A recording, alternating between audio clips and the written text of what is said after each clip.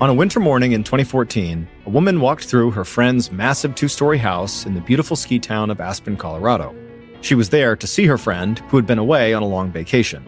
But so far anyways, her friend did not appear to be home, which was strange. After walking around her first floor and calling out for her friend and not getting a response, this woman made her way upstairs to the second floor where her friend's bedroom was, thinking maybe she was asleep. This woman was about to leave the bedroom when she noticed her friend's big walk-in closet was closed. Since it was normally open, this suggested that maybe her friend was inside the closet. So the woman walked over and opened up the door, and at first, the only thing she noticed was that her friend was not in there either. However, before she turned to leave, she noticed something on the ground inside the closet, and when she looked more closely, she began to scream. But before we get into that story, if you're a fan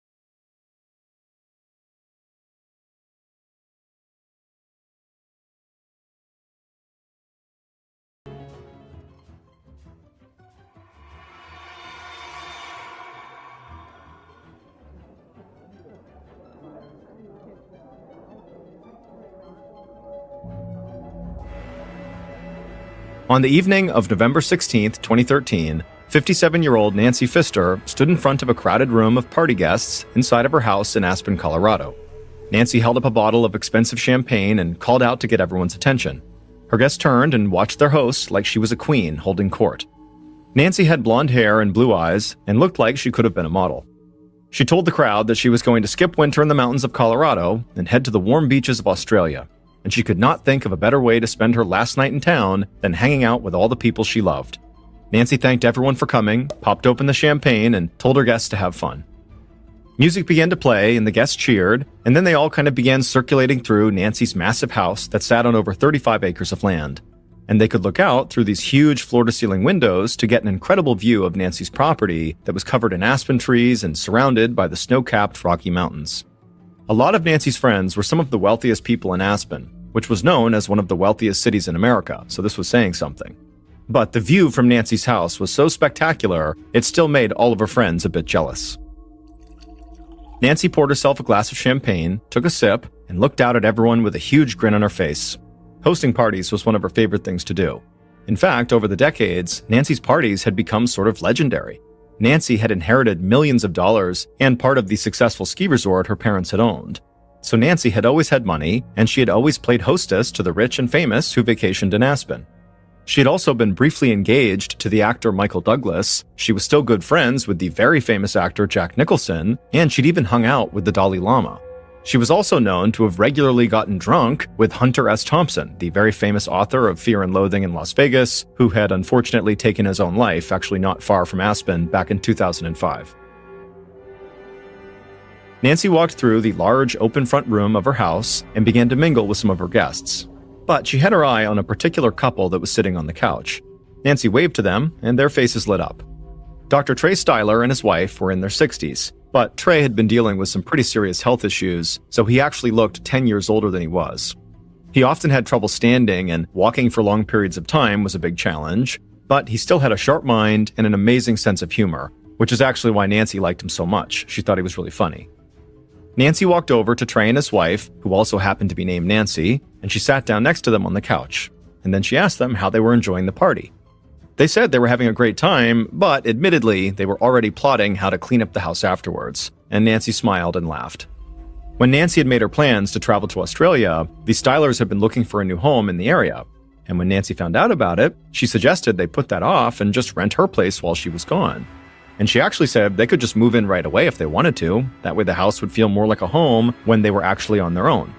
The Stylers had jumped at the chance. They loved Nancy's house like everybody did, and they always had a great time with Nancy. So the three of them had basically been roommates for the last several weeks, and as much as Nancy was looking forward to traveling in Australia, she was going to miss spending time with the Stylers. and Trey and his wife felt the same way. Trey had been a very successful anesthesiologist before his health forced him to retire, but like Nancy, he had inherited a lot of money, so the two of them shared similar backgrounds and seemed to really connect with each other. Nancy was still talking to the Stylers when she heard someone calling her name. She glanced up and saw her friend Kathy Carpenter was standing there looking totally panicked. Kathy told Nancy that she really needed to talk to her right now. Nancy told Trey and his wife she'd catch up with them later, and then she stood up and walked with Kathy to a secluded corner of the room. Other guests watched as Nancy and Kathy huddled together and began to talk. It was something they were all used to seeing, but most of them didn't understand why Nancy even bothered with Kathy. Nancy and the majority of her friends were part of a group that others called Aspen Royalty. Basically, they were people who seemed to have enough money to do whatever they wanted, whenever they wanted. And a lot of them were self-proclaimed snobs who wanted nothing to do with people outside of their own social class. But Nancy was different. She made friends everywhere she went and didn't care if people had money or not. Kathy was a bank teller in town, and every time Nancy had gone to the bank, she thought Kathy seemed like a very nice person. So one day, Nancy had asked Kathy if she'd like to go to lunch, and Kathy said she'd love to. And the two women hit it off and had become close friends ever since. Now, even though Nancy didn't seem to care about their very different social classes, Kathy couldn't ignore it. And so quickly after becoming friends, Kathy began doing things like picking up Nancy's prescriptions at the pharmacy for her and going to the grocery store to make sure Nancy had her food, and she even helped keep track of how much money Nancy spent, even if Nancy didn't seem to care. And so whether Kathy or Nancy realized this, basically, Kathy had become Nancy's personal assistant, even though obviously Kathy was not getting paid to do this and still had to have her job at the bank to make ends meet. And so back at the party in the corner of the room, Nancy asked Kathy what was so urgent that it couldn't wait until after the party. And Kathy said she was just worried that not everything in Nancy's life had been settled before her Australia trip. And also, Kathy wanted to know if Nancy wanted Kathy to look after her house while she was gone. This was something that Kathy kind of automatically did for Nancy anytime Nancy was out of town. Again, sort of acting like her assistant, even though she wasn't. Nancy was sort of annoyed by this. She didn't feel like talking about this right in the middle of the party, and so she tried to just kind of softly end the conversation with Kathy, but Kathy was persistent and really wanted to know what Nancy needed while she was going to be gone. And so finally, Nancy told Kathy that yes, it would be great if you stopped by the house once in a while and made sure her dog was okay. And also, if Trey and his wife, who were going to be staying at Nancy's house, needed anything, well, it would be great if Kathy could help them with that too. And so Kathy nodded, understanding her assignments, and then Nancy took a swig of her champagne, flashed a smile, and then rejoined the party and left Kathy standing all alone in the corner.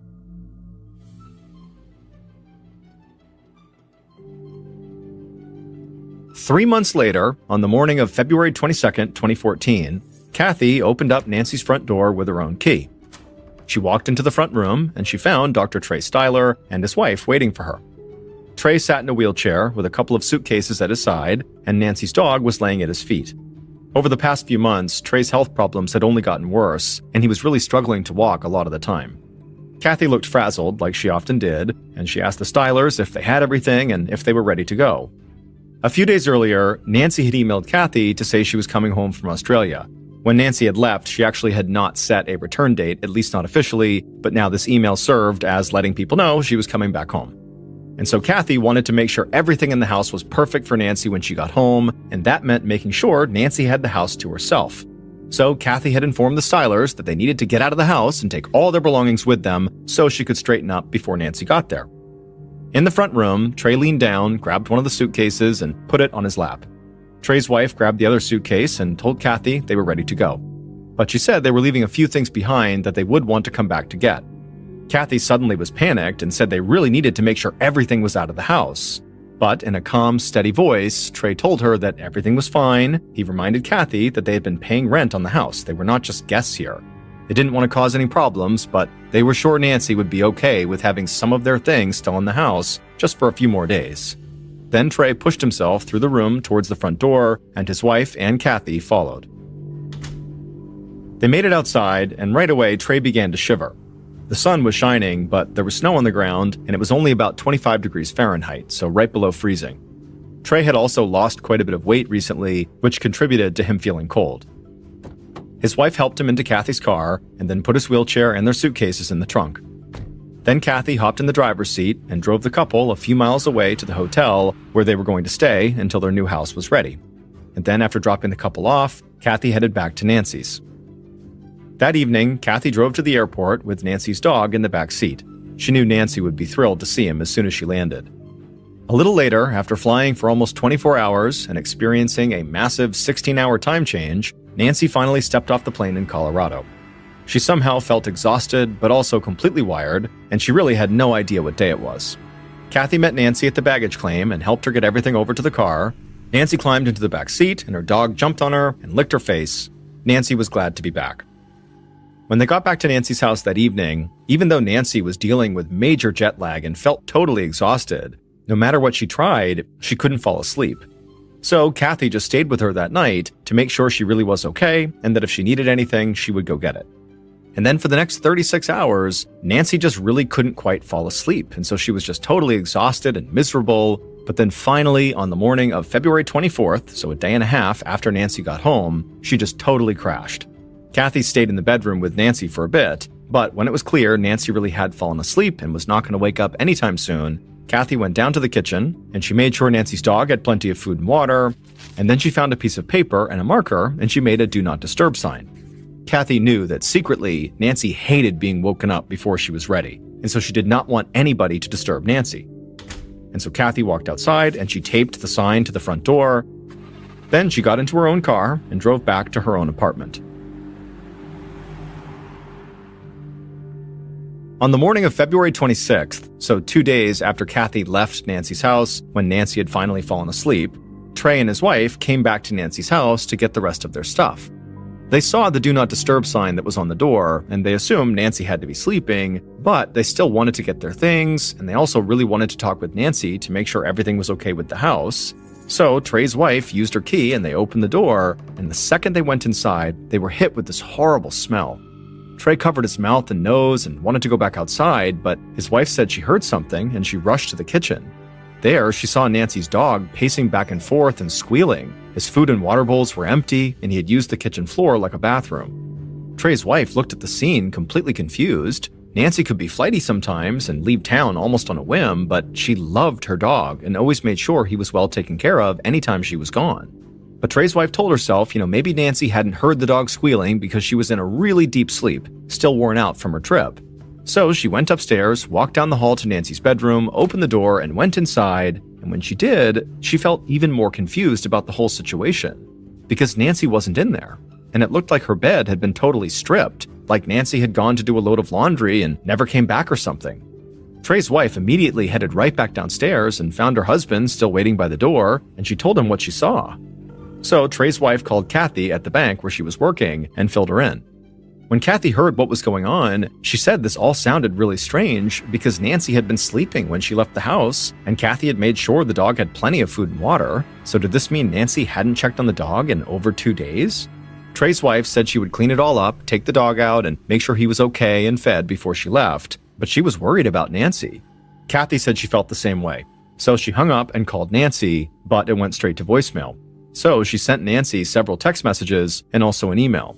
But by 5:30 p.m., when Kathy got off work, she still hadn't heard anything from Nancy. So she drove straight to Nancy's house. A few minutes later, Kathy arrived at Nancy's. She first checked on the dog and then went upstairs to Nancy's bedroom. And when she went inside, she saw the bed was stripped, just like Trey's wife had said. Kathy walked about 15 feet across Nancy's bedroom to a large walk-in closet. Now, this closet was bigger than a lot of people's bedrooms, and Nancy had actually converted it into a meditation room. She had hung Tibetan prayer flags on the wall and filled it with candles and personal keepsakes. Kathy knew that Nancy did not like anyone going in that closet, but she knew she had to go in because she had to find Nancy. And so Kathy first knocked on the door of this meditation room, but it was silent inside. So she eventually reached down and grabbed the doorknob, but when she turned it, she felt that it was locked, and Nancy's key to the closet was nowhere to be found. So Kathy ultimately walked back downstairs, went outside, got in her car, and sped back to her apartment, and there she grabbed her duplicate key to Nancy's walk-in closet that Kathy kept on its own keychain, and then with the key in hand, she drove back to Nancy's house. At about 5:45 p.m., Kathy walked into Nancy's bedroom again, and this time she saw something she'd overlooked. There was a small splash of blood on the headboard of the bed, and when she saw this, Kathy began to shake. Then Kathy slowly turned towards the meditation room, the walk-in closet, and she began walking in that direction. And when she got there with shaking hands, she used her key and opened the door. And when she looked inside, at first, it looked like the way it always did, with all the different keepsakes and the flags and the candles. But right as Kathy was about to leave, she noticed something on the ground. And when she looked more closely, she began to scream. Kathy immediately grabbed her phone and dialed 911. And when the operator answered, Kathy could barely speak. She was basically hyperventilating. But finally, she did manage to shout that her friend, Nancy Pfister, was dead inside of her closet, and she was sure Nancy had been murdered.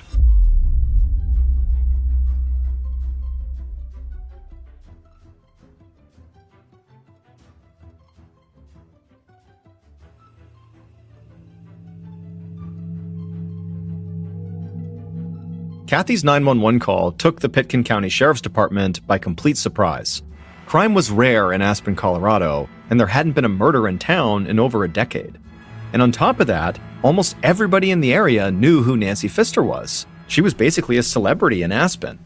If Nancy really had been murdered, the county police knew this would be their highest profile case in a very long time. So they immediately reached out to the state police and the district attorney's office for help. And not long after that, an investigator with the DA's office named Lisa Miller parked her car in the long driveway in front of Nancy's house and stepped outside. Investigator Miller was tall with light brown hair, and she was wearing a gray wool overcoat and dark sunglasses. Miller had a reputation for being a staunch advocate for victims and for being very straightforward when dealing with suspects. From where she was standing, Miller looked around and saw all the huge aspen trees spreading out across Nancy's huge property, and she was also able to look inside of Nancy's house through her large front windows, and it was beautiful inside. And so Miller thought, this is like one of the most beautiful places she'd ever seen, if it wasn't for the fact that county police officers were stretching crime scene tape all across the yard. Miller saw a couple of deputies talking with Kathy a few feet from Nancy's front door, and she also saw Sheriff Joey DeSalvo standing nearby with Nancy's dog. Miller waved to DeSalvo and walked over to him. She asked him if he had seen the body yet, but DeSalvo just shook his head, and Miller could tell he was on the verge of tears. DeSalvo said Nancy was a good friend of his. Before he was sheriff, he'd had a bit of a wild side, and actually he and Nancy used to party together. And he also said that he was the one who'd been called in to deal with Hunter S. Thompson's body after the writer had killed himself, and seeing someone he knew covered in blood like that had haunted DeSalvo for years, so he couldn't bring himself to go look at Nancy's body. Miller said she understood and just told him that he would need to tell her everything he knew. DeSalvo nodded and said that Kathy, the friend of Nancy's who had found the body and called 911, had told him that when she went into the bedroom closet, she had found her friend's body on the floor. Nancy's body was wrapped up in some sheets and a carpet, and her hair was matted with blood. That's about all he knew as far as the body was concerned. But there was one more thing that Kathy had told him. Kathy said that she had noticed some of Nancy's pill bottles were missing from her bathroom. Miller thanked DeSalvo, slipped on a pair of gloves, and then walked inside the house with one of the sheriff's deputies. Miller and the deputy headed upstairs and walked directly into Nancy's bedroom. They noticed the bed was stripped, and they saw blood on the headboard. Then they stepped into the closet that had been turned into a meditation room and looked down at the floor. But for a second, they both just stood there confused, because it just looked like there was a blanket and a pile of sheets laying there. And so Miller crouched down, and it wasn't until she was right over the blanket and sheets that she could tell they were actually wrapped around something. Miller kept staring at the pile for a second, and then she asked the deputy if Kathy had mentioned moving the blanket or touching it in some way. But the deputy said, according to Kathy, she had not touched anything in the closet. This made no sense to Miller, because at this moment, it was really impossible to tell if what was wrapped up inside of these sheets and this carpet was actually Nancy Pfister's body. And Miller definitely couldn't see any blonde hair matted with blood nearby like Kathy claimed to have seen inside of this closet. Miller nodded to the deputy, and so he crouched down, and together, they began to unwrap the blanket and the sheets.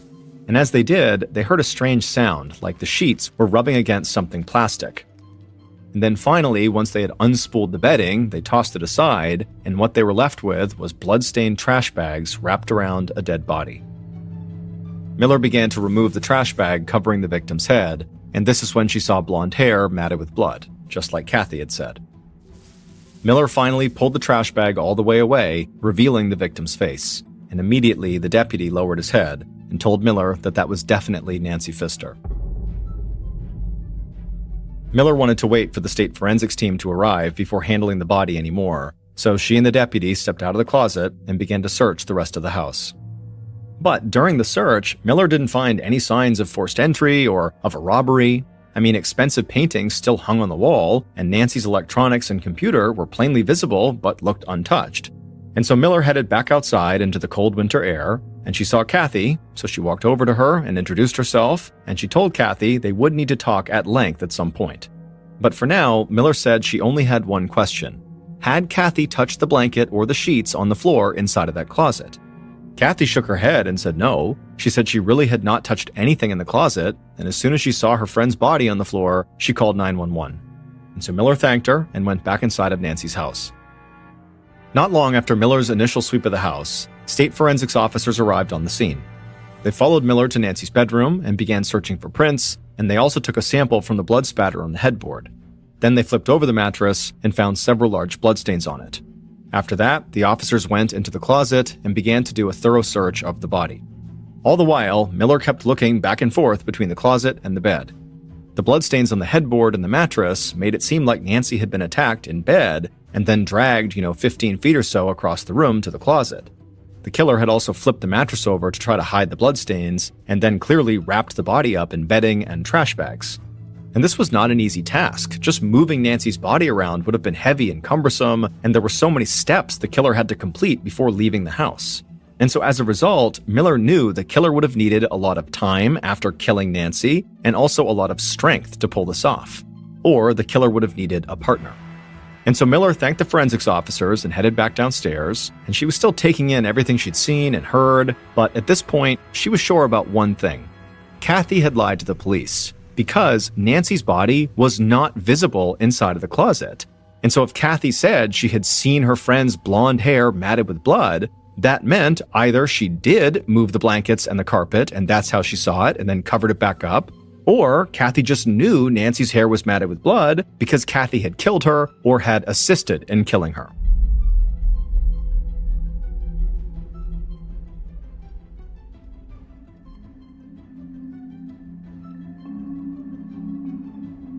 Investigator Miller knew that the murder of a wealthy socialite would send shockwaves through Aspen, and it would quickly lead to gossip and panic among locals and vacationers, so she didn't waste any time. Not long after Miller searched Nancy's house, she told Kathy to come down to the sheriff's station to meet with her and county and state police investigators. That day, Kathy stepped into the small interview room at the station. Kathy was average height with long brown hair, and she wore jeans and a red sweatshirt. And she looked very upset from the moment she sat down directly across from Miller.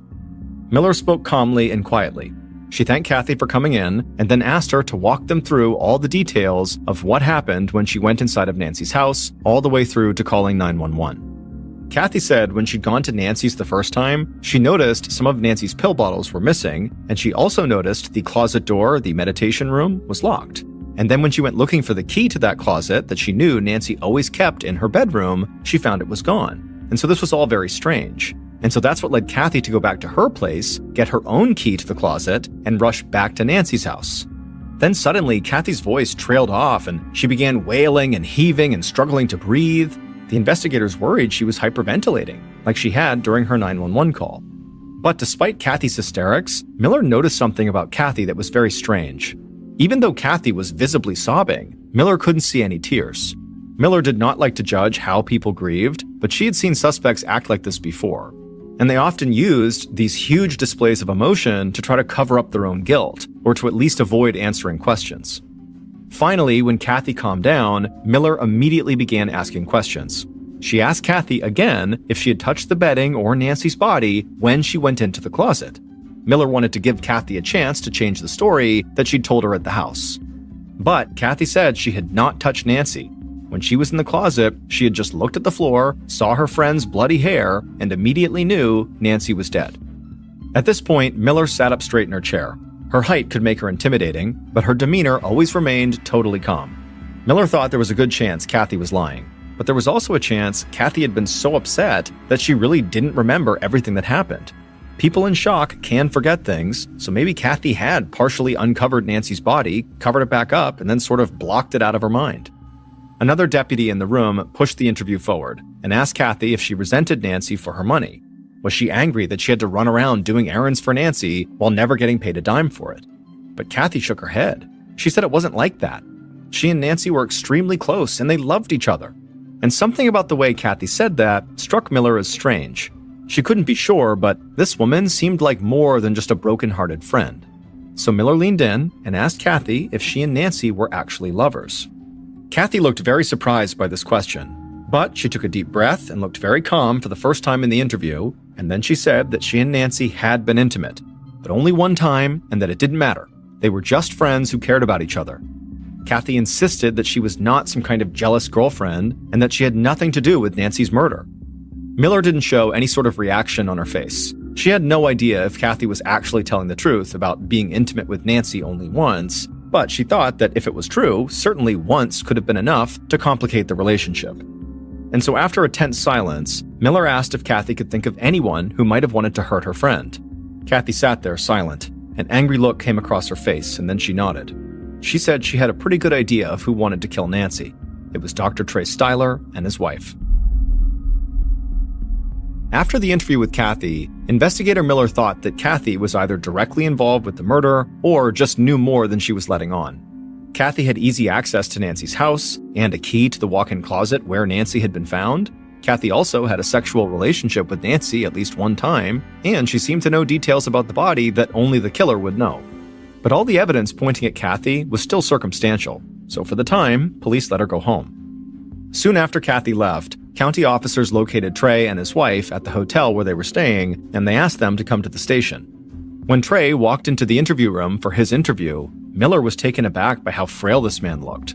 He clearly struggled to walk, and he was extremely underweight for his height. This just was not a guy with the physical strength to murder Nancy, then wrap her up, drag her to the closet, and then flip over a mattress. It just was not possible.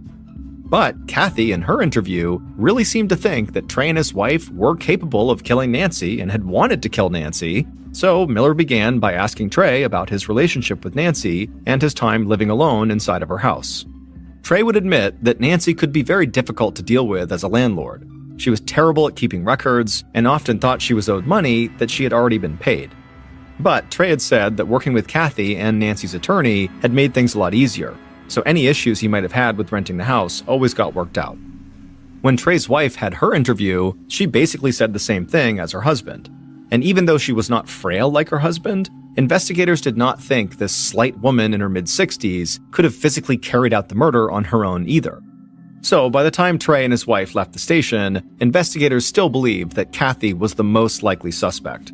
And Miller thought there were two key pieces of evidence they needed to find to directly link Kathy to the murder. There were Nancy's missing pills and Nancy's missing key to the closet. On February 28, 2014, 2 days after Nancy's body was discovered, a county sanitation worker walked along a street checking the public trash cans. A lot of mountain towns in Colorado have strict rules about what can and can't be deposited in public trash cans in an effort to keep bears away. And so sanitation workers literally check the trash cans to make sure these rules are being followed. And so this worker opened a trash can out in front of some shops, and right away something caught his eye. In an open bag, he saw several pill bottles. This type of personal trash was not going to attract bears, but it was still not allowed in public trash cans. So he leaned in to grab the bag, and when he got closer, he saw the name on the bottles, Nancy Pfister. Like everybody in the area, the worker knew about Nancy's murder, so he immediately contacted the sheriff's department. Investigator Miller got word that the missing pills had been found, and she couldn't believe her luck. It was like a prayer had been answered. Then, the following day, a man was walking down the sidewalk not far from where the pills had been found, and he saw something on the ground, glinting in the sunlight. He bent down and saw it was a key, and there was a tag on the keychain that said Owner's Closet. He picked it up and handed it over to a county police officer who was parked nearby. And back at the sheriff's department, it did not take long for officers to realize that this key was the missing key to Nancy's meditation room. And so investigators started to feel like they must have a guardian angel or something. In the span of 2 days, 2 random people had located key pieces of evidence that helped break the case wide open. Because the locations where the key and the pill bottles had been found made it pretty clear who had gotten rid of them. So, over the next couple of weeks, investigators followed up on the evidence, shored up their case, and then made an arrest. Then, about 3 months later, in June, Investigator Miller, along with officers from the county and state police, sat in an interview room and listened to the killer's full confession.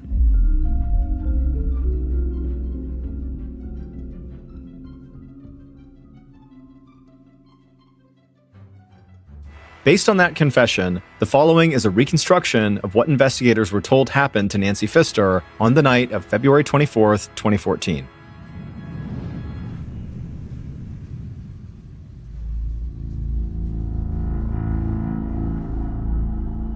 That night, the killer stood at the bottom of Nancy's stairs inside of her house, holding several trash bags and an electrical cord in one gloved hand and a hammer in the other. They walked up the stairs slowly, trying not to make any noise. Once they reached the second floor, they headed down the hall and walked into Nancy's bedroom. The killer saw Nancy asleep in her bed. She had her headphones in, and she was wearing an eye mask to block out any light. This put the killer at ease. It didn't look like Nancy was going to wake up and fight back. So the killer walked over to the bed and put down the trash bags and the cord, but kept the hammer in their hand. Then they just stood there staring at Nancy as she slept. After taking a breath, the killer slowly raised that hammer up into the air and then smashed it down into Nancy's head. The killer felt Nancy's skull crack, but they immediately raised the hammer again and kept swinging it down at her head and face. As they did, blood splashed against the headboard and ran down into the mattress. Eventually, the killer stopped their frenzied attack and lowered the hammer, and then stared down at Nancy's now dead body. Then they dropped the hammer onto the trash bags, and then took the top blanket off the bed and placed it on the floor. Then the killer quickly pulled the bloody sheets off the bed and threw those on top of Nancy's body, and then they grabbed the corners of the blanket and began to drag the blanket with Nancy on top of it over to the walk-in closet. When they reached the closet, the killer noticed Nancy's key was sticking out of the lock on the closet door. So they dropped the blanket, used the key to open the door, and then dragged Nancy inside the closet. Then they ran back into the bedroom, grabbed the trash bags, and went back into the closet. There, the killer crouched down and wrapped Nancy's head in one of the bags.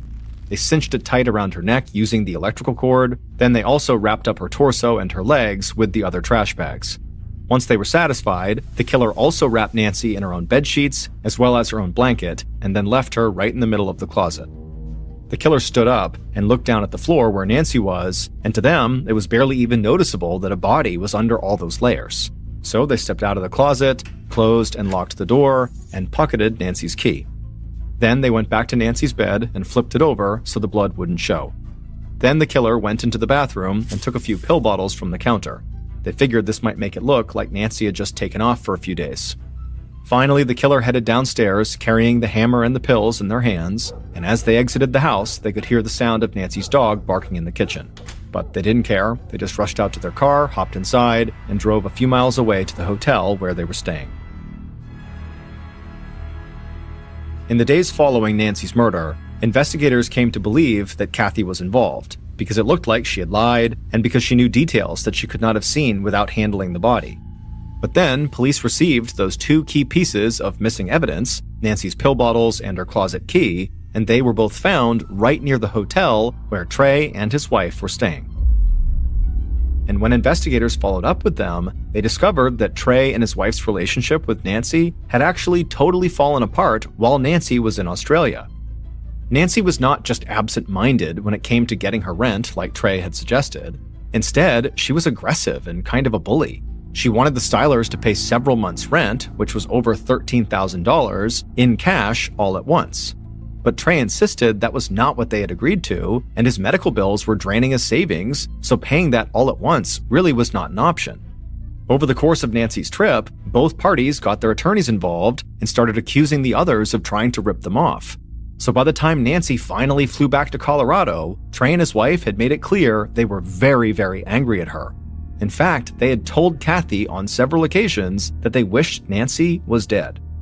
And it would turn out Kathy had basically said the same thing to the Stylers. She also seemed fed up with Nancy, specifically the demands Nancy kept putting on her. And she said there was a dark and cruel side to Nancy that really only people close to her saw. Her public perception is she was not this snobby, awful person, but, behind closed doors, at least to Kathy and to the Stylers, she was.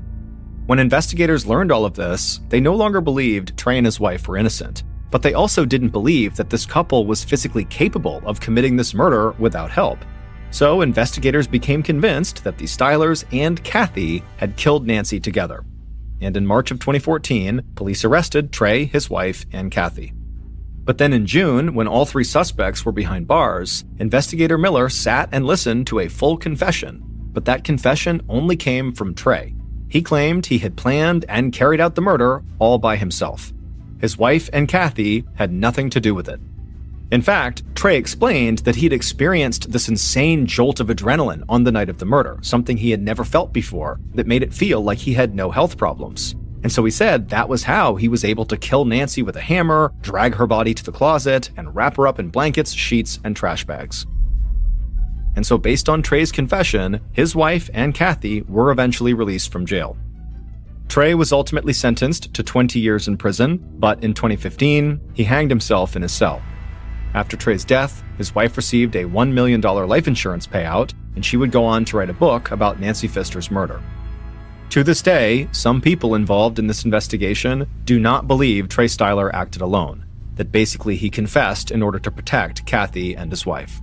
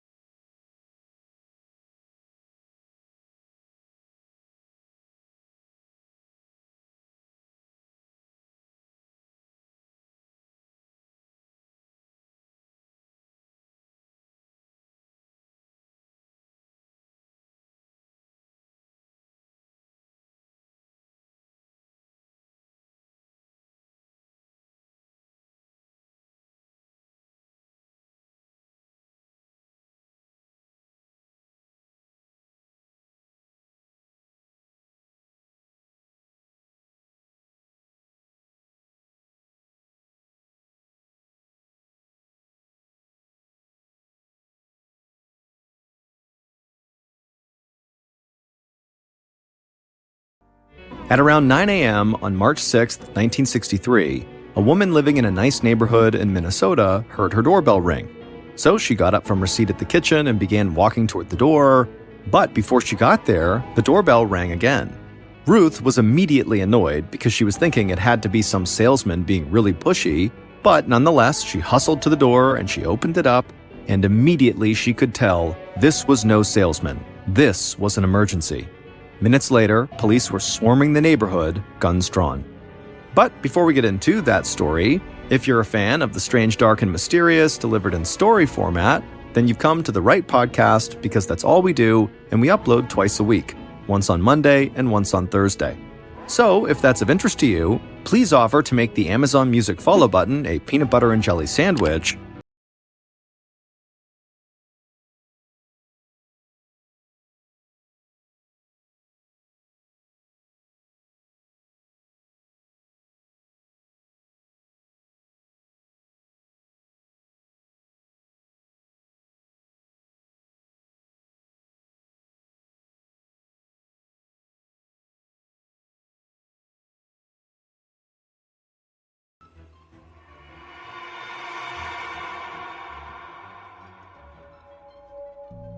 Early on the morning of March 6, 1963, 34-year-old Carol Thompson leaned toward the kitchen window of her big brick house on Hillcrest Avenue.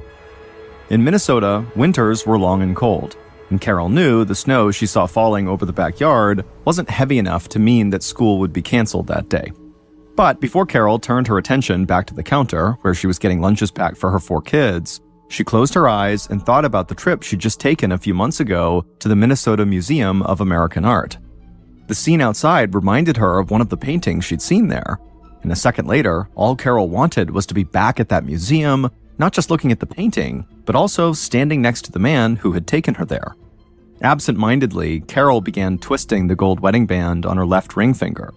It wasn't her husband, Cotton Thompson, who she'd gone to the museum with. It was a man that Cotton had hired to do some work on the Thompson house more than a year ago. Carol and Cotton just called him by his nickname, Big Red. The tall, handsome, and red-haired door and window salesman had taken an immediate and obvious liking to Carol. And even after the work in the Thompson house was done, Big Red and Carol had kept in touch. Carol's husband, Cotton, who was a criminal defense attorney in downtown St. Paul, was so busy with his law practice that sometimes Carol felt forgotten, and so she had enjoyed Big Red's attention and harmless flirting. So, whenever Big Red was working in the Thompsons' upper-class neighborhood, with all the expensive Tudor-style homes with their gabled windows and exposed timber beams, Big Red would make a point to stop by the house to visit Carol. Big Red would go on strolls in the park with her, and even drove her and the 4 Thompson kids out to the family's summer home on Forest Lake, north of St. Paul. But those visits had stopped a few months ago after Cotton had become furious to find them talking and laughing together in the backyard one afternoon when he came home unexpectedly from work. Now, as Carol stood at the window, she looked down at her hands and saw what she was doing with her wedding band, and she gave herself a mental shake. It was true that Carol had been disappointed when Cotton had told Big Red to stay away from her, but as she reminded herself, Big Red had never posed any real threat to her marriage. In fact, Carol had actually been a bit thrilled to see Cotton's show of jealousy, and she had definitely enjoyed the extra attention Cotton had been paying to her ever since that backyard face-off. Besides, everything that Carol had ever really wanted in life was right here, under the roof of the 2.5-story home that Cotton had redecorated just for her, right down to the custom rugs and the color of the brand new appliances. And best of all, Carol finally had the chance to finish her college degree after 13 years at home raising their 4 kids. Turning to the kitchen counter, Carol took a deep breath, then focused her attention on the familiar tasks that made up her morning routine. With military precision, she laid out the peanut butter and jelly sandwiches and fruit for the 3 Thompson girls to take to the local elementary school, and the apple that her 13-year-old son always brought to middle school. Carol had just finished packing the kids' brown bag lunches when she heard the familiar sound of Cotton's footsteps as he came down the stairs. And by the time the farm boy and Navy veteran strolled into the kitchen, Carol was already smiling. And that smile got even wider when her 36-year-old husband didn't stop until he was close enough that Carol could smell his aftershave. As she turned to face Cotton, he gave her a warm kiss on the lips. When Cotton finally stepped away, the connection between husband and wife felt like it was as strong as it had been 14 years ago when Carol had first met Cotton at Macalester College. Carol had been studying Russian literature at the small prestigious college. Cotton was 2 years ahead of her, and he was finishing his degree in economics. Cotton had an easy charm and could make people laugh, but he also had serious ambition. He wanted to be a respected and financially successful lawyer, and he had the drive to achieve those goals. They married within a year of meeting each other, and by then, Cotton had already decided that this smart, passionate woman who adored books and art was a partner he would love and cherish for the rest of his days. The two wasted no time starting a family. Carol was pregnant just a few months after the wedding. And now, looking at Cotton, Carol thought about how little he had changed. Even though Cotton's hair was still wet from a morning bath, the water hardly even darkened the color. A blonde so white that her husband had been called Cotton ever since he was a boy. Cotton knew that his wife had been annoyed when he had told Big Red that he was no longer welcome at their home. But Cotton was smart enough to know that Carol was an extremely attractive woman with her dark curly hair and easy smile, and all Big Red's interest in Carol had really done was to remind Cotton not to fall into the trap of taking his wife for granted. Cotton wanted to get home from work in time to watch the kids, so Carol could make it to school that evening.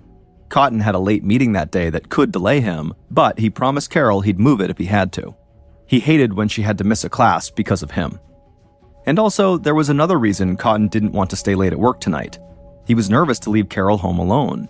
Just a week earlier, everyone in St. Paul had been totally shocked by the murder of a 15-year-old high school student who had been stabbed and beaten to death. Her schoolmate had confessed to the killing just 3 days later, but the sheer brutality of the crime had put everyone in the Thompsons' neighborhood on edge. As Cotton stepped out the door with their son, he told Carol he'd give her a call sometime this morning to check in and let her know when he'd be able to get home that night. They gave each other a final kiss, and then Carol watched Cotton and Jeff disappear into the falling snow. About an hour later, as Carol was vacuuming the upstairs bedrooms, she heard the telephone ring. As she turned off the vacuum and headed downstairs to answer it, she wished that they had a second phone up in their master bedroom. Picking up the receiver in the kitchen, Carol heard Cotton's upbeat voice at the other end of the line. His secretary had apparently changed his schedule, so he would be home in time for Carol to go to her evening class. By the time Carol was off the phone and heading back upstairs to put the vacuum cleaner away, she decided that with a late night ahead of her, maybe she'd just take a break from cleaning and go back to bed. But once Carol was inside the master bedroom, she heard a sound that she didn't recognize coming from somewhere in the house. She held her breath for a second and just listened intently. Carol suddenly missed their little dog, Shotzi, who was a terribly behaved dachshund, whose bad habits included barking at everything that moved. They had just recently gotten rid of him because he chewed up all their carefully redecorated furniture. As Carol strained her ears to hear the sound again, she couldn't hear anything. The house was totally quiet. But Carol was still very much on edge. So when she heard the sound again a minute later, she leapt out of her bed, walked up to the door, and opened it to see what was going on. And when she did, she saw there was someone standing right there. Carol had no time to think. Adrenaline flooding her body, she started to fight for her life.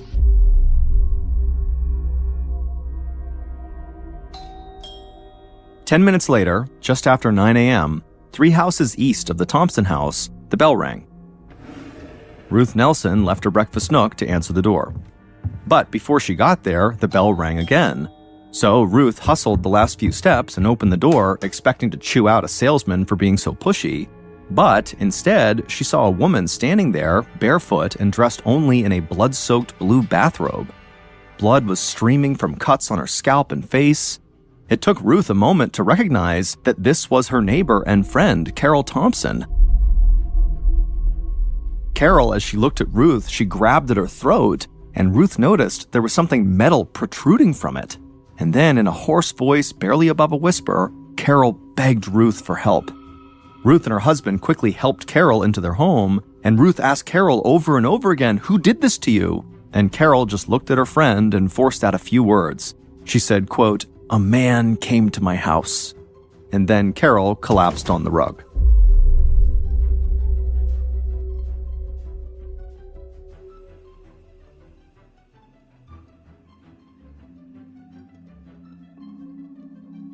A police officer and a sergeant were just a few blocks away, sitting in their squad car when they heard the dispatch call at 9:07 a.m. that morning. They arrived at the Nelson home first, where they found the victim, Carol, lying on the floor. Her eyes were open, but she couldn't speak. The doctor who lived across the street had rushed over to help when his wife saw Carol staggering down the street, and the doctor was putting pressure on Carol's most serious wounds. The police officers immediately called for help, and they would discover that the ambulance was actually already on its way. And so just a couple of minutes later, the paramedics arrived, they loaded Carol into the ambulance, and they sped off with her.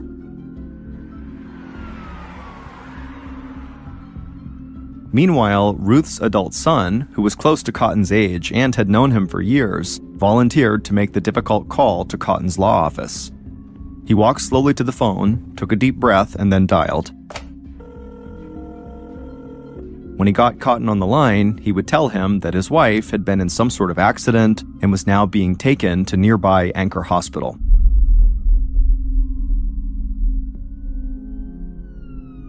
As the sirens of a half a dozen arriving police cars wailed, the 2 police officers who had responded first to the scene went 3 doors down to the Thompsons' house. The first thing they noticed were fresh footprints in the snow covering the brick walkway that ran from the front door to the sidewalk. Prints that could have belonged to a family member, or perhaps the assailant. The 2 policemen could also see that the front storm door was closed, but the inner door was open, indicating that the killer, or someone, had left in a hurry. They walked around the footprints, careful not to disturb them, as they peered inside the home. When they saw a puddle of blood on the entryway floor, they decided to wait for those squad cars to arrive before going any further. Within minutes, Detective George Barkley pulled up at the Thompson house, along with several officers of the St. Paul Police Department, where the 50-year-old detective had served for 25 years. Barkley adjusted his fedora hat as he stepped out of the car. The officers on scene told him they found that front door wide open and the side door to the house was unlocked. Detective Barkley knew that if either door had been left unlocked, then that really meant just about anyone could have entered the house and done this. Detective Barkley drew his gun and then led the officers inside the home, being very mindful that the killer could still be in the house. But after searching every room in the house, they discovered that the house was clear. There was no one else there. Barkley headed back upstairs. The kids' bedrooms were undisturbed, but the master bedroom was totally ransacked. Barkley wondered if this was maybe a robbery gone wrong. Maybe a burglar was surprised to find Carol home, and they attacked her. That would explain the chaos inside the house. But there were some things about the crime scene that didn't fit the robbery theory. It didn't really fit any coherent theory at all. As Barkley walked through the house, he just felt more and more confused by the evidence he was seeing. For some reason, the tub in the bathroom was filled with about 6 inches of lukewarm water. There was no indication that Carol had been bathing at the time of the attack. There were also smears of blood on the sink and floor, along with a 14-inch length of thick rubber hose. Clearly, the detective thought, the robber must have brought the hose, but for what reason, he didn't know. In a pool of blood near the bathroom, investigators also found pieces of black and white plastic, the broken handle to a gun. Detective Barkley tracked signs of a struggle, which began upstairs and continued downstairs. Carol's fight for her life appeared to have climaxed somewhere between the front entrance to the house and the kitchen. The kitchen was totally smeared with blood, a drawer had been yanked open, and several knives had been pulled out of a tray. The drawer and the linoleum floor were also spotted red. Barkley's men eventually found a pool of blood in the front entrance, and they also found 3 live bullets on the floor. If the robber had a gun, Barkley thought, why had they stabbed Carol so many times instead of just shooting her? And finally, there was the strange question of what, if anything, had actually been stolen. From what Barkley could tell, the house was trashed, but there were pieces of jewelry and other obviously expensive items laying around. At the front entrance, sitting in a pool of blood, they even found a small woman's ring with a cluster of stones in the shape of a heart. And so if this was a robbery, it had been a very unsuccessful one. As Detective Barkley and his team examined the inside of the house, other officers canvassed the neighborhood.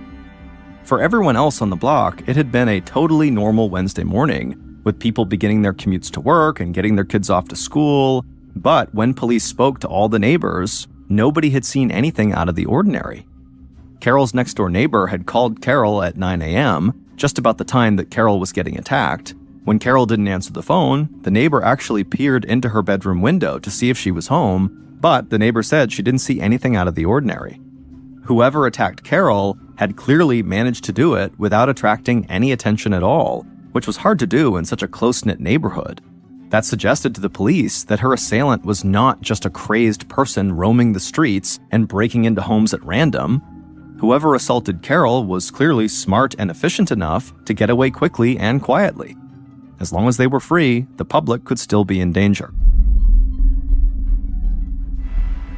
At 10:30 a.m., so an hour and a half after the attack on Carol, the St. Paul Police Department's crime lab team arrived and began dusting for fingerprints, hoping the assailant left his mark. Neighbors peered out of windows, watching the men in overcoats and galoshes standing in the falling snow, taking notes, and snapping photographs. Police also discovered blood droplets and smears tracing Carol's path to various neighbors' houses as she ran around trying to get help. The criminologist followed Carol's footprints out the side door and around the back of her house to the house immediately to the east, and red smears indicated that Carol had rung the bell and pounded on the door and then gone to the next house over before she stumbled to Ruth's house at the corner. Nearby, at Anchor Hospital, where Carol had been taken by the ambulance, her husband, Cotton, sat in the waiting room sobbing while a team of doctors desperately tried to save Carol's life. When Carol had been brought in, she had no pulse. She lost a lot of blood, mainly from the knife wounds in her neck and scalp, and she had lots of cuts on her arms and hands. Carol had clearly fought back hard. There was a 3-inch blade stuck in Carol's throat. The surgeons had removed it, and they performed a procedure called a tracheotomy, which is when doctors cut a hole directly into a person's throat from the outside to help them breathe. But Carol's heart was barely beating, so the doctors put manual pressure on her heart to try to jumpstart it. Doctors also drilled a hole in Carol's skull to remove any blood that might have pooled inside of her head from all the blows she had taken. But ultimately, Carol's injuries proved to be too severe. And at 12:58 p.m. on March 6, 1963, 4 hours after Carol stumbled down her block looking for help, the doctors pronounced her dead.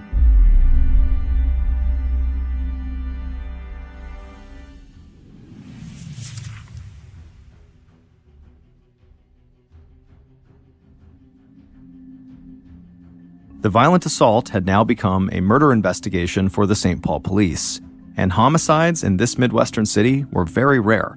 St. Paul saw an average of just 6 a year. But one of those murders had just taken place 6 days before Carol's, the beating and stabbing of a 15-year-old schoolgirl only 2 miles from the Thompsons' home. There were some similarities between the two deadly assaults, but Detective Barkley helped put that killer behind bars 3 days before Carol was killed. The schoolgirl killing resolved quickly, but it unsettled the residents of Carol's and Cotton's fashionable Highland Park neighborhood, where there had only been a couple of homicides since the end of World War II, 18 years before, and it put a lot of pressure on Detective Barkley to solve this case fast. At the hospital, Detective Barkley spoke to Carol's grief-stricken husband. Cotton would say that Carol had been in a good mood that morning when he left for work just after 8. He also mentioned calling Carol at 8:30 that morning to tell her he would be able to watch the kids that night so she'd be able to go to school. As a defense attorney, Cotton did understand that the husband would be the #1 person of interest at the start of any murder investigation, and he was patient and polite with the barrage of questions from the police. He referred investigators to his secretary, who confirmed that Cotton was indeed at his office at the time of his wife's murder. Cotton would also suggest to Detective Barkley 2 possible theories for this crime. Cotton said that it was possible that one of his former clients might have come to rob him or hurt Carol, but he couldn't think of any actual ex-associates who were disgruntled with him. He offered the police access to his client history, but he said he really didn't think it would lead them to the killer. Then, Cotton told the detective his second theory. This one, he said, made much more sense than an angry client. It involved a red-haired window and door salesman that he'd done business with a year earlier. Cotton told detectives that this salesman, named Big Red, developed a clear infatuation with his wife and found every excuse to come to their house to see Carol. Cotton told police that he really didn't like the friendship, quote, that had developed between this man and his wife. Barkley asked Cotton if Carol could have been having an affair with Big Red. Cotton shook his head and said absolutely not. He had seen what was developing between Big Red and his wife, and he had stepped in to put a stop to it before it went any further. Cotton explained that a few months earlier, he had come home unexpectedly in the middle of the afternoon, and he had found Big Red in the backyard talking to his wife, and Cotton had watched them from inside the house, and Big Red had said something that made Carol laugh. Her eyes were sparkling, and then Big Red put a hand on Carol's waist, and at that point, Cotton said he burst out the side door and told Big Red to stay away from his wife and his kids, and they proceeded to get into this big shouting match. Cotton was ready to punch Big Red, but before any fists flew, Big Red ultimately stormed off, and as he left, Big Red vowed that this would not be the last time they saw him. The police would also speak to Carol and Cotton's neighbors on either side of their house to see if they knew anything about this relationship Carol had with Big Red. And the neighbors would say they saw Big Red around, spending time with Carol and the kids, and it just seemed like he was a friend of the family. The neighbors did say, though, that it seemed like Big Red was flirting with Carol, and none could blame him for liking their attractive neighbor. Beneath her horn-rimmed glasses, Carol had this winning smile and quick wit. I mean, she was amazing. And Carol had admitted to her neighbors that she found Big Red very attractive. They both liked art and literature, neither of which held any appeal for Cotton. But Carol swore to whoever she talked to that she and Big Red were just friends. However, whatever the real status of that relationship was, Detective Barkley knew he now had his first good lead. Barkley tracked down Big Red at work that afternoon and drove him to the station. Big Red sat with his head in his hands, sobbing as he answered the detective's questions about his relationship to the Thompson family. He confirmed that he had developed a friendship with Carol after he sold Cotton some windows for their house, and he admitted that after that job was finished, he would swing by to see Carol when he was in the neighborhood. Big Red told police that he had taken Carol to an art museum a couple of times, and once he drove Carol and the kids to their summer home, but he was adamant that he had had nothing to do with Carol's death. He told Barkley that after his backyard altercation with Cotton, he dropped his friendship with Carol altogether. Big Red figured that it would be best for him to stay away. He said he hadn't seen Carol since the dust-up with Cotton, And at 9 a.m. on March 6th, when Carol was attacked, Big Red said he was at a sales conference, which his boss would back up.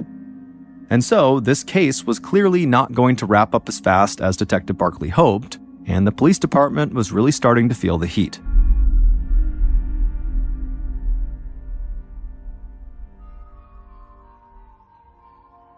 News of Carol's murder sent shockwaves through the Highland Park and larger Twin Cities communities. A home invasion in that exclusive neighborhood was unthinkable, and the victim, an all-American housewife and mother of 4, was well known in the community and universally adored.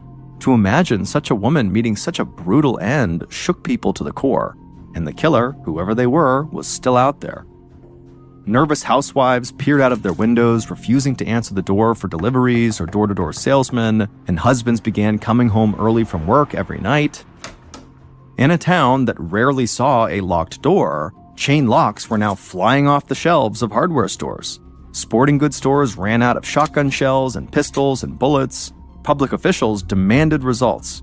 In response, across the Twin Cities region, police rounded up anyone who could in any way be considered a suspect. Wives turned in abusive husbands, petty thieves and sex offenders were pulled off the street, police hauled in peeping toms, public drunks, and known burglars. They threw homeless men, even the disabled and mentally ill, into squad cars and took them downtown. Anyone that seemed even a little bit different or, quote, suspicious in any way, the police fingerprinted and interrogated. But none seemed connected to the case. As the month of March 1963 ticked away, Detective Barkley was starting to get frustrated. He had no fingerprints and no eyewitnesses. His victim had problems in her marriage, but both her husband and the other man she had gotten close to had very solid alibis. The crime scene looked like a robbery, except nothing had been stolen. The only good evidence he really had was the black and white pieces of plastic laminate that police had found in the entryway of the home and in the upstairs hallway. They were very likely parts of the handle of some kind of gun. Detective Barkley figured if he could just identify the weapon, maybe it could lead him to his killer. So he sent the pieces of plastic off to the FBI for analysis, and then he waited very impatiently for a few weeks, and then finally he got his answer. The plastic pieces were indeed from the grip of a gun. They were from a custom-made pistol grip for a 7.65mm Luger pistol. Detective Barkley felt relief at finally making progress here, and now he was hopeful that this would lead to the break in the case that he so badly needed. And so, on April 5th, 1 month after the murder, Detective Barkley and the St. Paul police chief held a televised press conference. They affixed those customized pieces of the pistol grip onto an identical Luger and displayed images of it in poster-sized photos. Barkley and the police chief blasted these pictures all over the state in hopes that someone would recognize this custom gun and call the police to tell them who it belonged to. In the days following the press conference, Barkley began combing through the numerous tips he had from the public since the murder. And at some point, he found an unnamed source claiming that Cotton had taken out $900,000 in life insurance on his wife across 3 carriers. And some of those policies were apparently written as recently as 2 months before the murder. Barkley looked into this claim, and he soon discovered that Cotton had indeed taken out policies, but with 8 carriers totaling $1.1 million, about $10 million in today's dollars. At this time, the average American was making less than $10,000 a year. Investigators spoke to Carol's parents. Her father, who was a successful heating and plumbing contractor in St. Paul, valued his own estate at about $600,000, which would be about $6 million today. Carol, being an only child, was set to inherit all of that money. Meaning, if she were to die, the family fortune was set to go to her and Cotton and the kids. Detective Barkley started wondering if this, quote, pillar of the community, aka Cotton, was not really the man he presented himself to be. As his investigators spoke to more people in the Thompson circle of friends, he learned that Cotton was often seen around town with other women. Cotton started to look really suspicious to Barkley. But being a bad husband and buying life insurance was not illegal, and Barkley could find no connection between Cotton and the murder weapon. But before Barkley got too deep into his re-examination of Cotton, his press conference about the Luger totally paid off. on April 9th, he received a call from someone claiming that the Luger was actually his. A traveling salesman from Minneapolis told police that his apartment had been burglarized on February 14th, 3 weeks before Carol's murder, and one of the items he reported stolen was that pistol. He had made the customized hand grip in a shop class at a local community college. Detective Barkley confirmed that the salesman was nowhere near St. Paul the day of Carol's murder, and so could not have been her killer. Finally, this felt to Barkley like a really solid lead backed by evidence, but it presented a whole new set of challenges. Now Barkley had to solve a burglary in another city in the hopes that the perpetrator of that crime was also the one who committed this murder. But it wouldn't take long for the police to catch another break.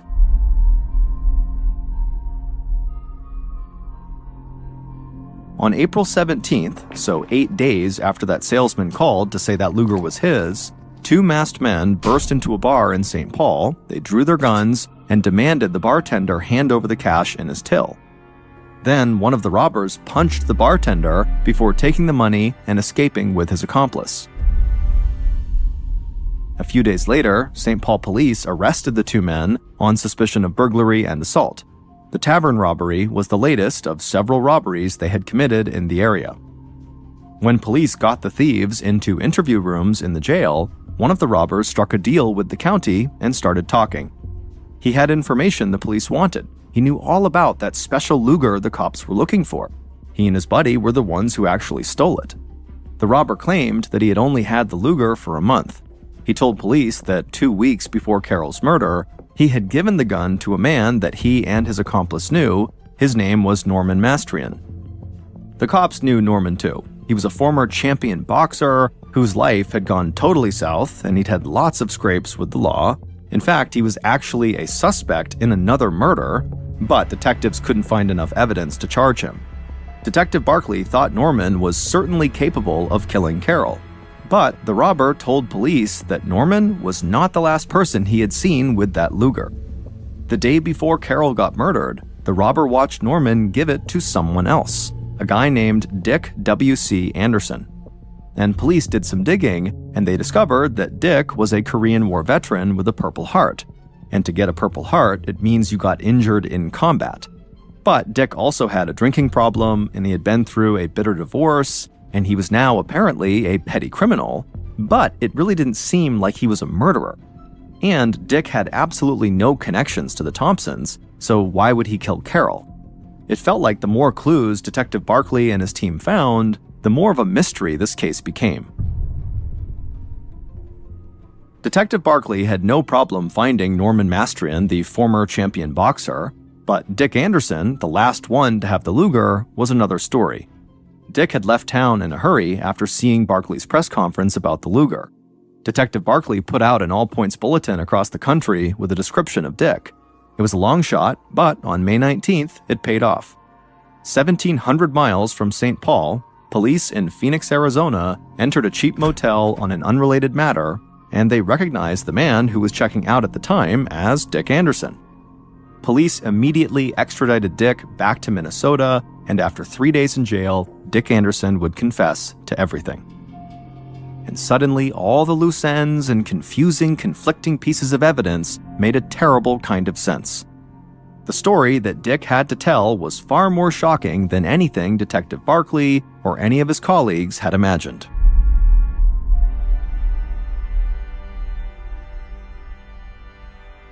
Here's what really happened on March 6, 1963, the day Carol Thompson was murdered.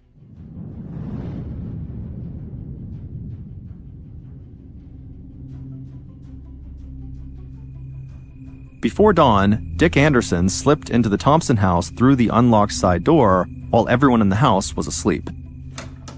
Dick moved silently through the kitchen and headed down to the basement where he waited in the dark.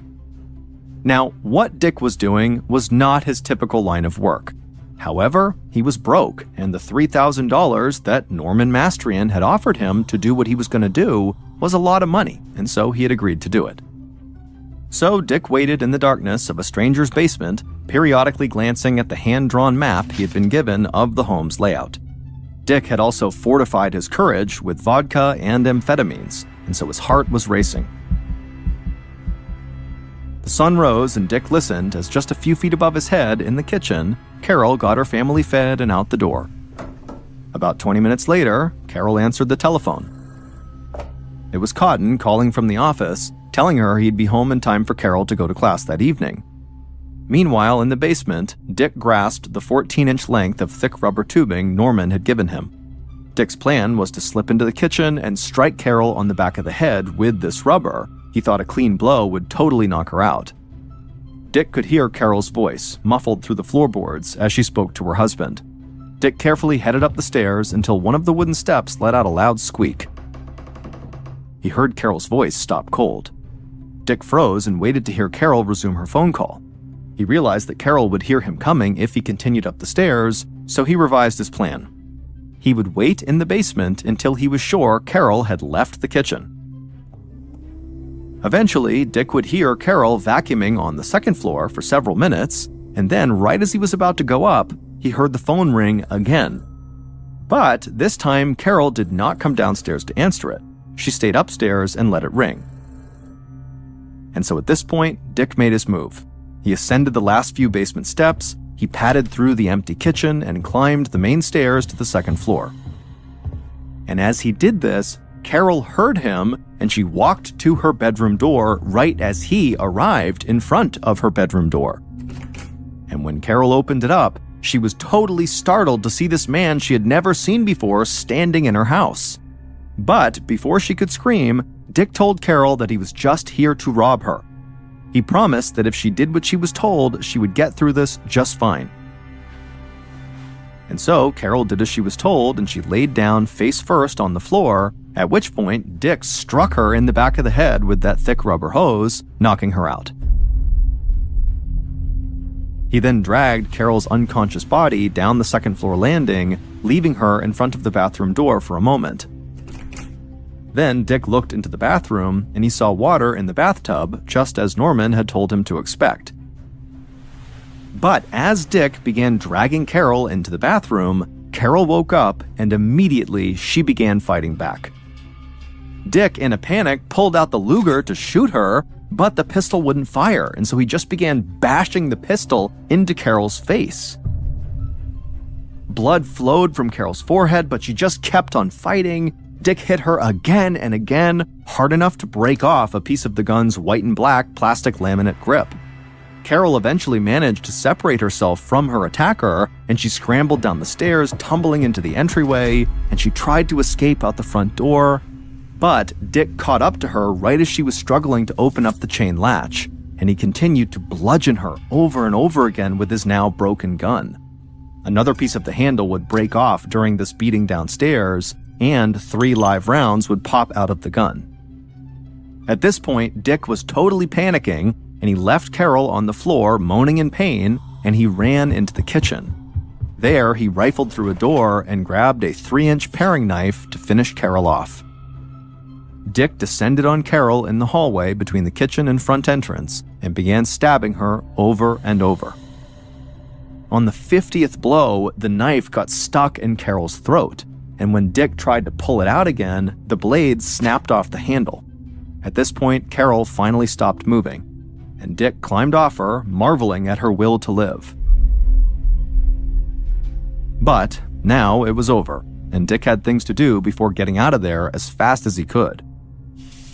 Upstairs in the bathroom, Dick turned on the sink and washed the blood off his shaking hands. He then rushed into the neatly kept master bedroom, pulling out drawers, knocking things over to make it look like this was a robbery gone bad.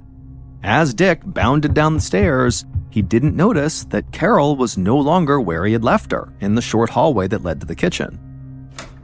Dick had no clue that as he was heading out the front door, Carol was stumbling down the block looking for help. Dick left the Highland Park neighborhood and connected with Norman. Nothing in their plan had gone as expected. What was supposed to be a bloodless killing had turned into a gory and violent mess. Together, they disposed of the gun in a swampland north of St. Paul, and then when Norman returned to his home, he picked up the phone to make the hardest call of all. At the other end of the line was the man who had plotted Carol's death from the start and actually put up the money to make it happen. This was the one person Carol had loved and trusted since she first met him 14 years ago at Macalester College. It was Carol's husband, Eugene Cotton Thompson, and he had been planning his wife's murder for almost 2 years. Cotton had been in an on-again, off-again affair for 3 years with a woman named Jackie Olson. He met Jackie when he represented her in a divorce. Cotton handled divorces as well as criminal cases. The attractive young mother didn't have the money to pay him, so Cotton got her a job as a stenographer so she could work it off. She'd go to, quote, business dinners with Cotton and out-of-town trips, while Carol stayed home with the kids. Cotton enjoyed his illicit romance, but Jackie wanted to build a life with him. When Cotton balked at leaving Carol and his kids, Jackie said fine, and she married another man.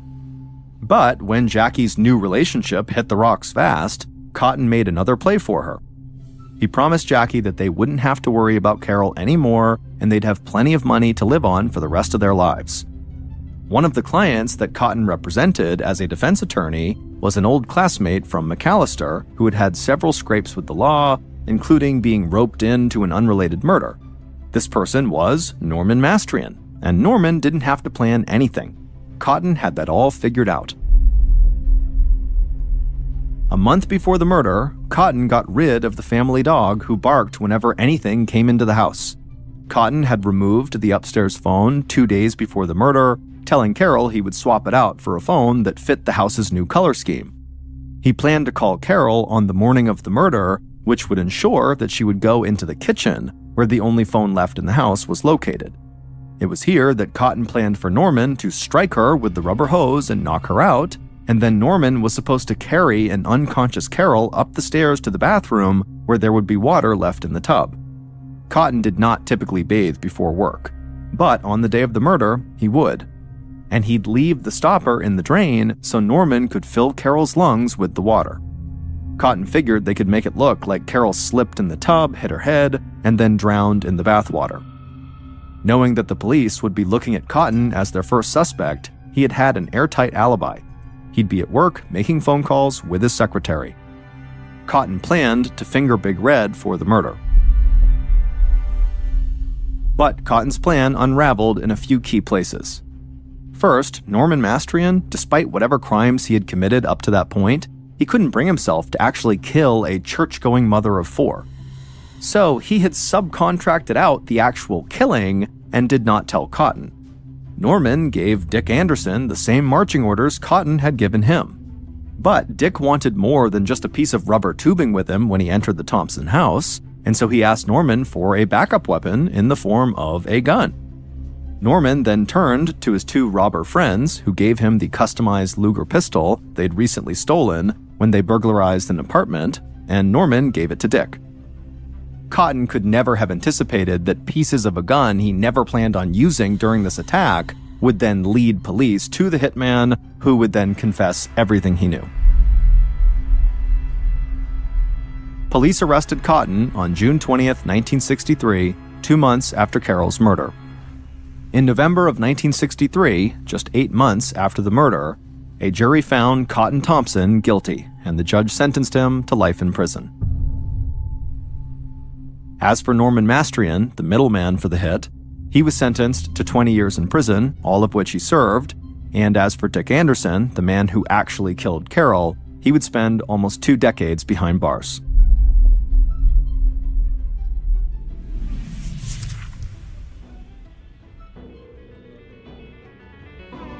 Thank you for listening to the MrBallen podcast. If you enjoyed today's story, be sure to check out our YouTube channel, just called MrBallen, where we have hundreds more stories just like this one, many of which are not available on this podcast. Again, that YouTube channel is just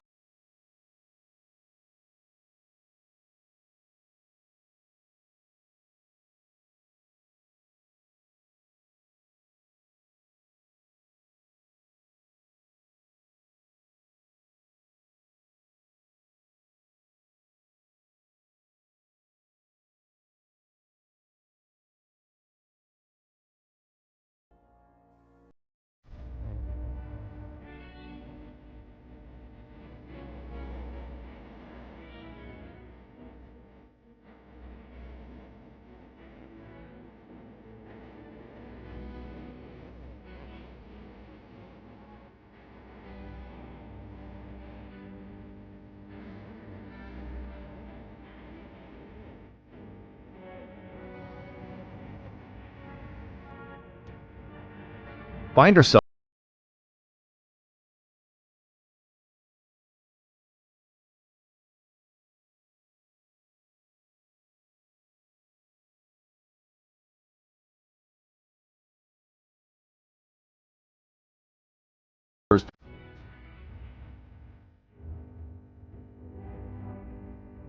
cold hand.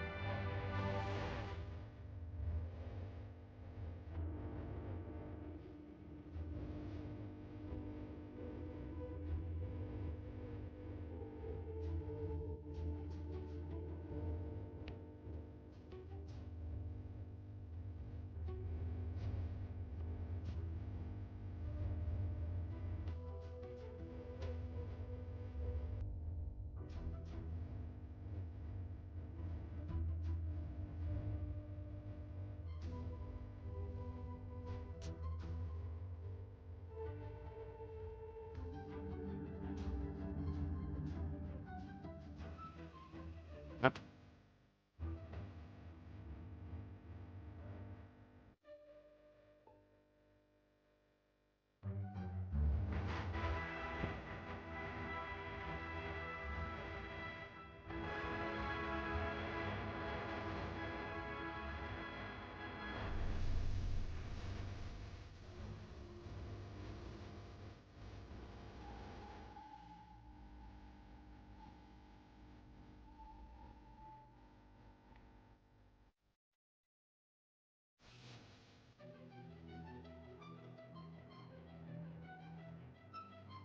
Head up.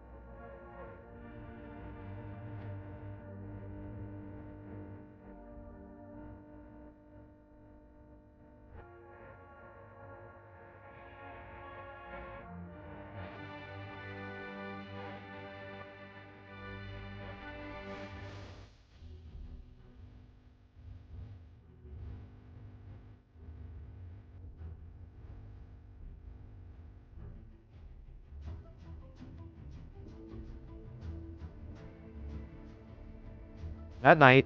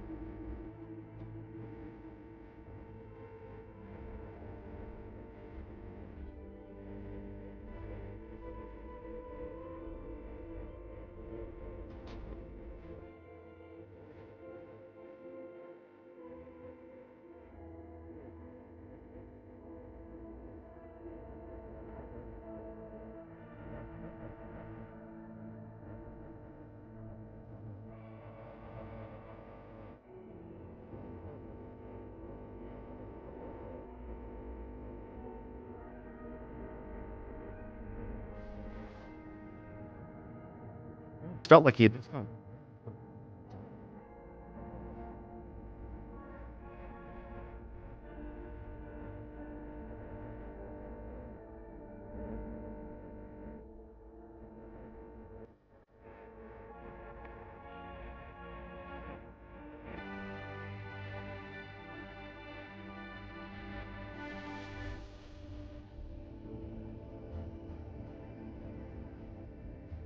During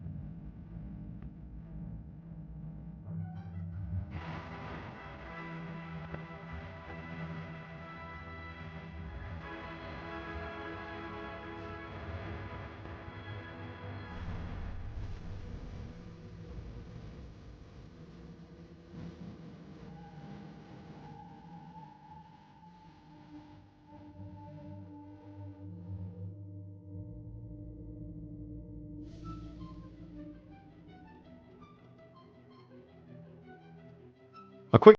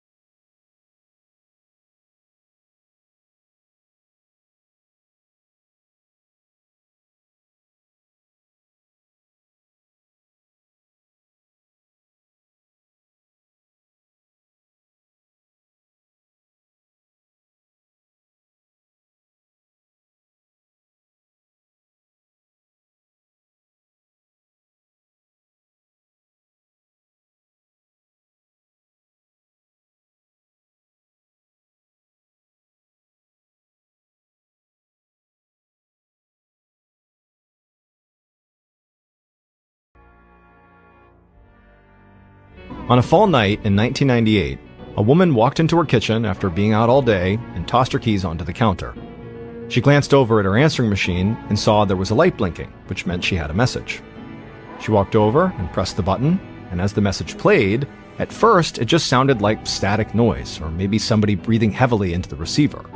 And for a second, the woman thought maybe this was a prank call, or maybe somebody had dialed her number by accident.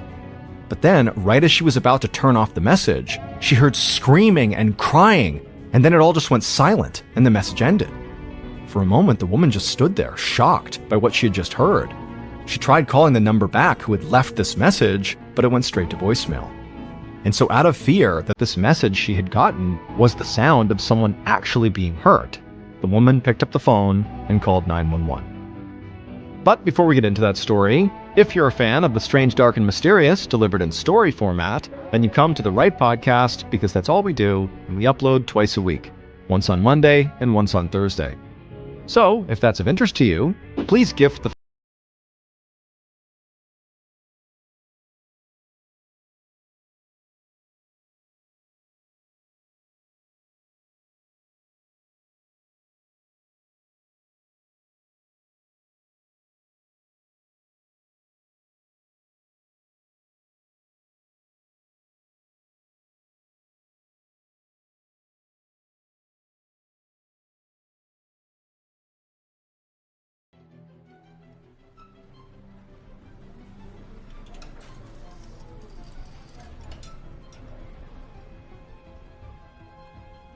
On Saturday, November 14th, 1998, 35-year-old Sarah Raris and her best friend Laura scanned the racks at a local clothing store in Howard County, Maryland. Sarah wasn't really looking to buy any new clothes, but she was desperate to distract herself from the horrible day she was having, and she hoped shopping might help with that. This was one of the weekends that her estranged husband, Lorenzo, had custody of their 1-year-old son, and Sarah hated every minute she was apart from her baby. Sarah and her husband were in the middle of a heated divorce and custody battle, and if she had her way, Lorenzo would actually never see their son again. Just then, Laura pointed out a shirt that she thought Sarah might actually like. It would look great with Sarah's red hair, she said. Sarah forced a smile, but deep down she knew that this retail therapy was not having the desired effect. Sarah continued to walk around the store, but she just couldn't shake herself out of her bad mood. And this frustrated her, because she'd always prided herself on being this really upbeat, positive person. In fact, up until about a year ago, Sarah's life had seemed almost perfect. She worked as a statistician for the National Security Agency, or NSA for short, helping solve a range of information security issues for multiple federal agencies. Sarah had always had a gift for mathematics, and so using her talent to help her country was like a dream job for her. Also, at the time, she had begun writing her first novel, a murder mystery about a brilliant statistician who solves crimes, and she and her husband Lorenzo had bought this beautiful house in a suburban neighborhood that looked like something out of a painting. The streets were lined with manicured lawns and white picket fences.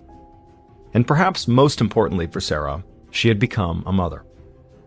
But soon after her baby was born, things at home had begun to fall apart. Lorenzo didn't seem to want anything to do with helping raise the child, so Sarah quickly felt like she was juggling this important government job with taking care of a newborn baby all on her own. Also, Sarah's family lived about 1,000 miles away in Alabama, so they weren't able to help. Luckily though, her mother-in-law, so Lorenzo's mom, had pitched in and began babysitting whenever she could, and also helping Sarah with cooking and cleaning. But Sarah's mother-in-law worked full-time at a retirement home, so there was only so much she could do. And no matter how much Sarah begged Lorenzo for his help, he basically just refused. After almost a year of this, Sarah just couldn't take it anymore, so she filed for divorce. However, as soon as she did that, Lorenzo suddenly began acting like he wanted to be with their child all the time. And so he made the divorce and custody proceedings very difficult for Sarah. Back in the store, Sarah's friend Laura asked her if there was anything Sarah wanted to try on. Sarah thanked Laura for going out with her and trying to help her get her mind off of things, but at this point, she said she just wanted to go home. Laura said she totally understood, and the two friends said goodbye and headed to their cars in the parking lot.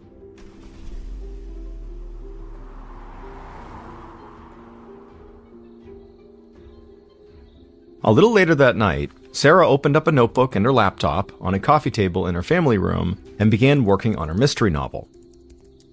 Then, at around 8:45 p.m., as she was still hard at work, she suddenly heard something and looked up, startled. She held her breath, trying to be as quiet as possible, but she didn't hear anything else. Still feeling unsettled, she got up, walked down the hallway to her bedroom, and then crouched down by her bed. And there, on the floor, she saw the large metal skillet, exactly where she kept it every night. Living by herself with her baby made her nervous, so this skillet let her feel like she had a weapon close by when she went to bed. But as Sarah stayed there crouched down by her bed for a second, she didn't hear any more noise anywhere in the house, and so she shook off her nerves and decided to leave the skillet behind. She told herself she was just being paranoid. And so Sarah stood back up, walked down the hallway, and sat down in the family room, getting ready to dive back into her mystery novel.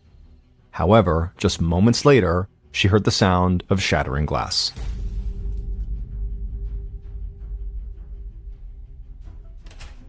At 7:45 p.m. on the following night, Sarah's friend Laura got home after being out for most of the day. She walked into her kitchen and tossed her keys on the counter, and she noticed the light on her answering machine was blinking.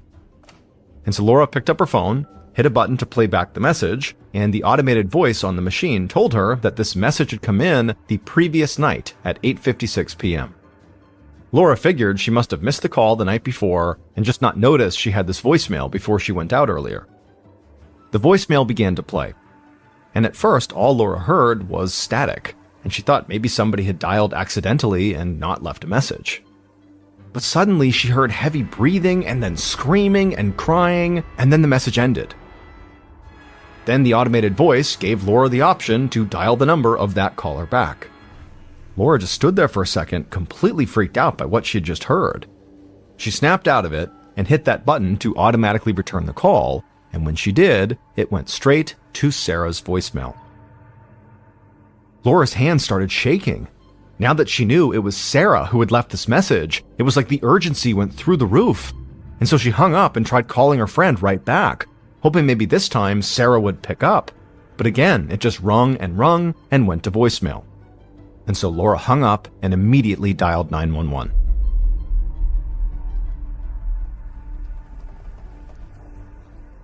A few minutes later, a Howard County police officer pulled up in front of Sarah's house.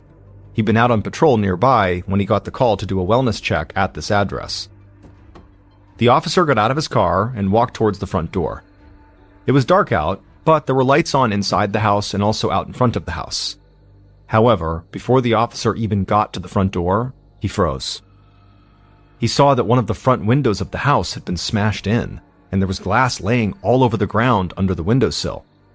His first thought was that he had just stumbled upon a robbery, and so the officer quickly went to the front door and knocked, but he barely waited before trying the doorknob. When he saw it was locked, the officer quickly used a special tool to unlock it, and then he opened up the door. The officer stepped inside the house and slowly began walking around, calling out to see if anybody was home, and keeping his hand hovering above his weapon.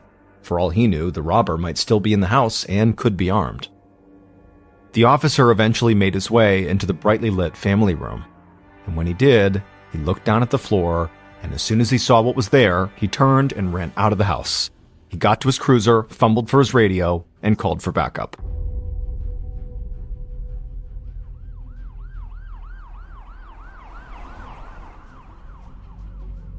It was close to 9 p.m. that night when Detective Nate Reddig of the Howard County Police stepped out of his car and approached the officer who had first arrived on the scene. By now, this quiet neighborhood had come to life. Detective Reddig saw neighbors standing on their porches, staring at all the police and first responders swarming outside of Sarah's house.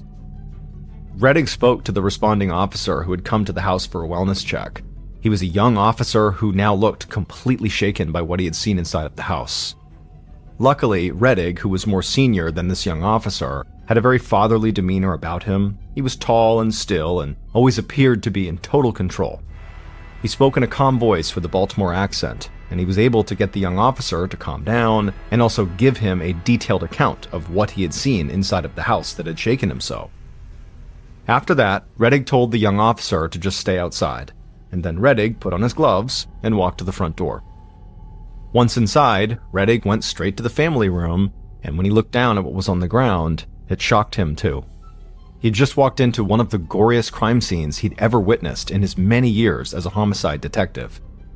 A woman who looked like she was in her 30s was covered in blood, and there was blood spatter all over the walls and the floor. But that wasn't all.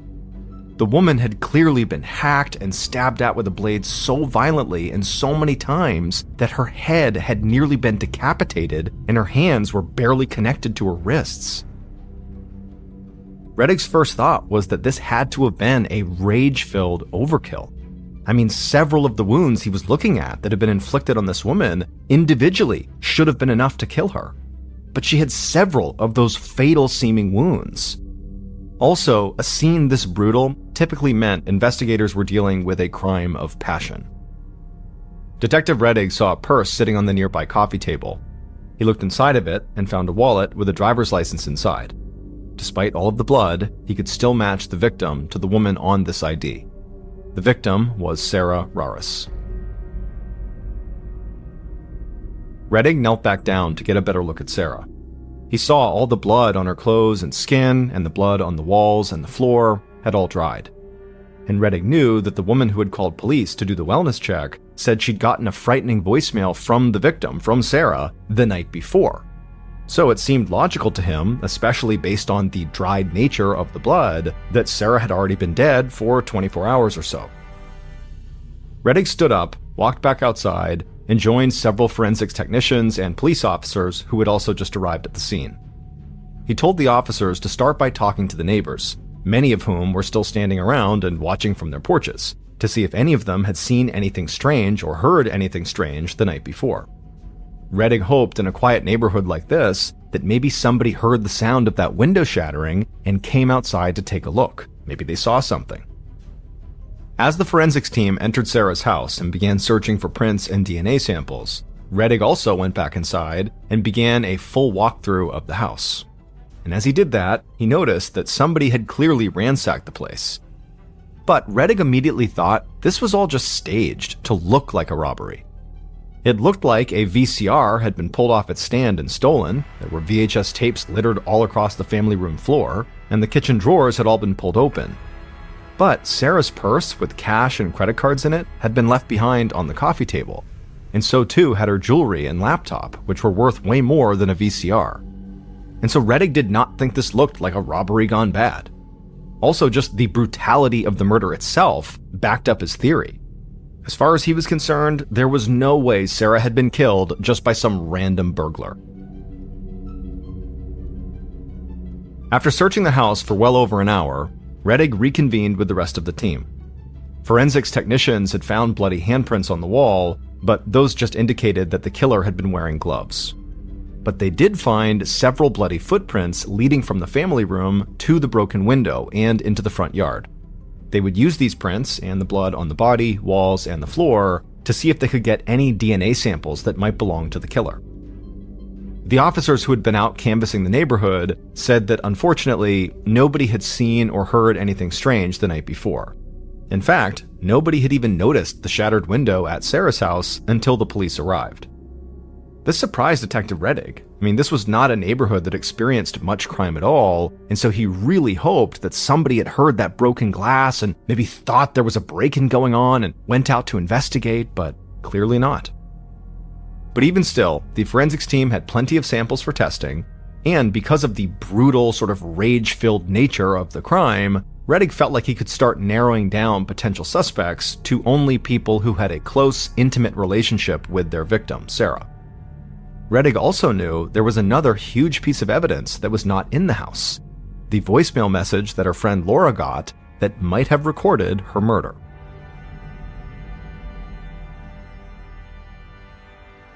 As late night turned into early morning, Detective Rettig arrived at Sarah's friend Laura's house. Laura was still wide awake, desperately waiting to hear any news about Sarah. And so when she saw Rettig, she led him into her house and brought him into the front room, and when they got there, Rettig just told her she should sit down. Laura sat down on the couch and began shaking her head. It was like she already knew what was coming. Rettig told her that he was so sorry, but police had found her friend Sarah dead inside of her home, and she had clearly been murdered. Even though Laura by this point had sort of been expecting the worst, she refused to accept this at first. She said there was no way Sarah was gone. It had to be a mistake. Rettig watched Laura completely break down on the couch, sobbing and just repeating that police must have made a mistake. He again told her how sorry he was, and eventually Laura did begin to breathe a bit easier, and she wiped the tears from her eyes, and then she looked right at Rettig and said something that totally threw him for a loop. Laura told him that the police needed to arrest Sarah's soon-to-be ex-husband, Lorenzo, right away, because he was the one who had killed her. Rettig was used to victims' friends and family suggesting who they thought might have committed a murder, but it was Laura's complete confidence that just seemed strange to him. He told Laura that Sarah's husband, Lorenzo, would definitely be brought in for questioning, especially considering, it sounded like they were going through a divorce. Generally speaking, spouses and intimate partners were always the first suspects in murder cases like this. But Laura told him it wasn't just that they were getting a divorce. It was also that Sarah and Lorenzo were in the middle of this nasty custody battle over their child, and Laura said that Sarah was just plain terrified of Lorenzo.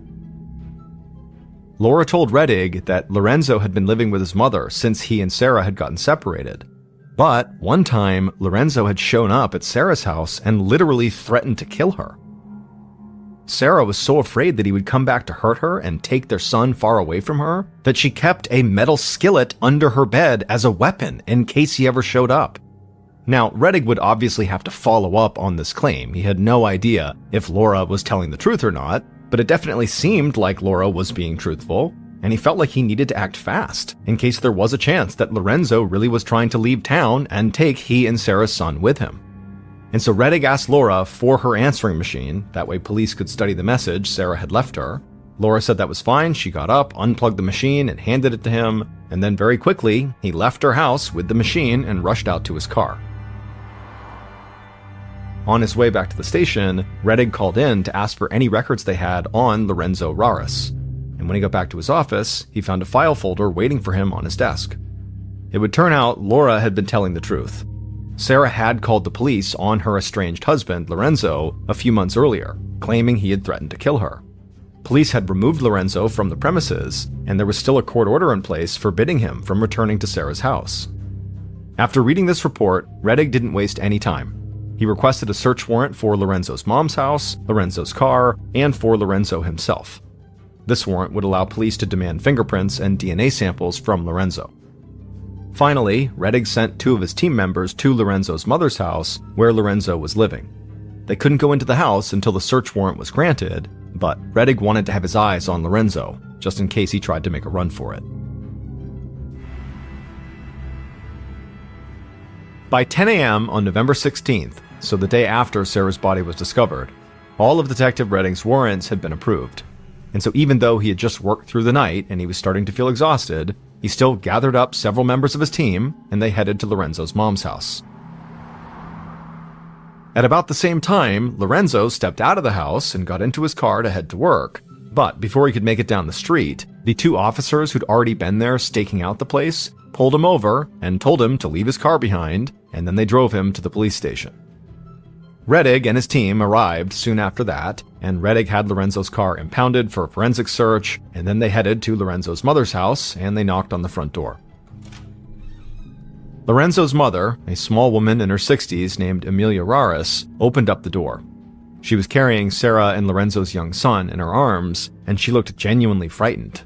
She didn't understand why there were police at her house. But very quickly, Rettig broke the news to her. He told her that unfortunately, her daughter-in-law, Sarah, had been killed the night before, and even though this is very abrupt and shocking for her, they did need to search her house and also ask her some questions. Amelia stared back at Rettig in total shock. She said that wasn't possible. Her son Lorenzo had just seen Sarah a couple of days ago to get their son. Rettig said he was terribly sorry, but this was the truth. And then he showed her the search warrant and said they really needed to come inside. Amelia nodded, still in shock, and led them inside, and then it was like she was on autopilot and just asked them if she could put the baby in his crib. Rettig said that was fine, and while Amelia sort of shuffled off, he instructed his team to do a thorough search of the house. A few minutes later, Amelia came back, still looking very confused and shocked, and she walked with Rettig into the kitchen. Rettig again apologized for the whole situation and for having barged into her home like this, but quickly asked her point blank if she knew where her son Lorenzo had been on the night Sarah had been murdered. She told Rettig she had had a late shift at the retirement home where she worked that night, so she didn't know. But her other son, Mike, would know where Lorenzo had been. And so Amelia called out for Mike. And suddenly, this man in his late 20s walked into the kitchen. It was Mike, and he looked just as frightened as his mother. He clearly had just been listening intently to Detective Rettig and Amelia have this conversation about Sarah being murdered. And so Rettig, who could tell Mike already knew what happened, he just asked the same question he had asked his mother. Did Mike know where Lorenzo had been on the night of Sarah's murder? Mike immediately stared down at the floor and just began shifting back and forth on his feet for a minute without saying anything. And then he looked up at Rettig and slowly nodded and said Lorenzo had actually been home that night. In fact, he and Lorenzo had hung out together that night for a little while before Mike had to leave for a night shift at his job.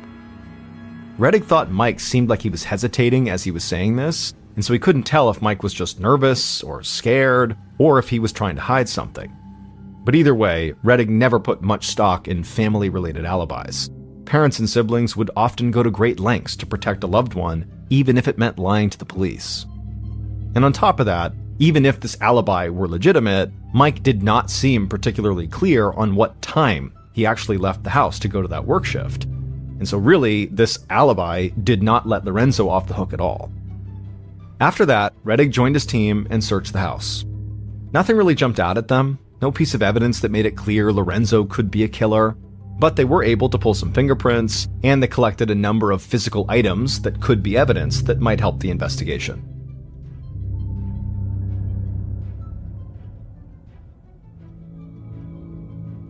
Later that day, Detective Rettig returned to the police station and met with one of the investigators who had picked up Lorenzo. And this investigator told Rettig that there was something really strange about this whole thing. He said that when he and his partner met Lorenzo, one of the first things they told him was that his wife had been killed. And Lorenzo reacted by bending over and heaving and sobbing, but then when he stood back up again, it was clear he had not actually been crying at all. It was all an act. Now, Rettig didn't want to jump to conclusions here, but it was hard to deny that things were really lining up against Lorenzo. He was already an estranged husband in a heated custody battle who had previously threatened the victim, and now he seemed to be fake crying at the news of his wife's murder. The investigator told Rettig that Lorenzo was in an interview room, so Rettig grabbed a cup of coffee and headed that way. And after a few minutes of talking to Lorenzo, Rettig felt like his case was only getting stronger. The conversation they had was relatively short and to the point. Lorenzo said he was at his mother's house at the time Sarah had supposedly been killed, just like his brother Mike had said. Lorenzo also made it clear that despite all of the custody issues, he still cared about Sarah a lot, and he would never hurt her. But it was not Lorenzo's answers or his sort of flimsy family alibi that made Rettig feel like Lorenzo was now definitely his primary suspect. Instead, it was Lorenzo's attitude during this short interview. Rettig thought every answer this man gave him sounded smug and arrogant. And when he talked about his wife's death, he didn't show any emotion at all, despite the huge crying display he'd put on for the other investigators when they first told him about it. At the end of the interview, Rettig called in an officer to take Lorenzo's fingerprints and to swab his cheek for a DNA sample. After that, Rettig wanted to keep Lorenzo in custody, but he didn't have enough evidence to do that, so he had to let him go. But Rettig felt confident that it was only a matter of time before Lorenzo would be back at the station, back in police custody.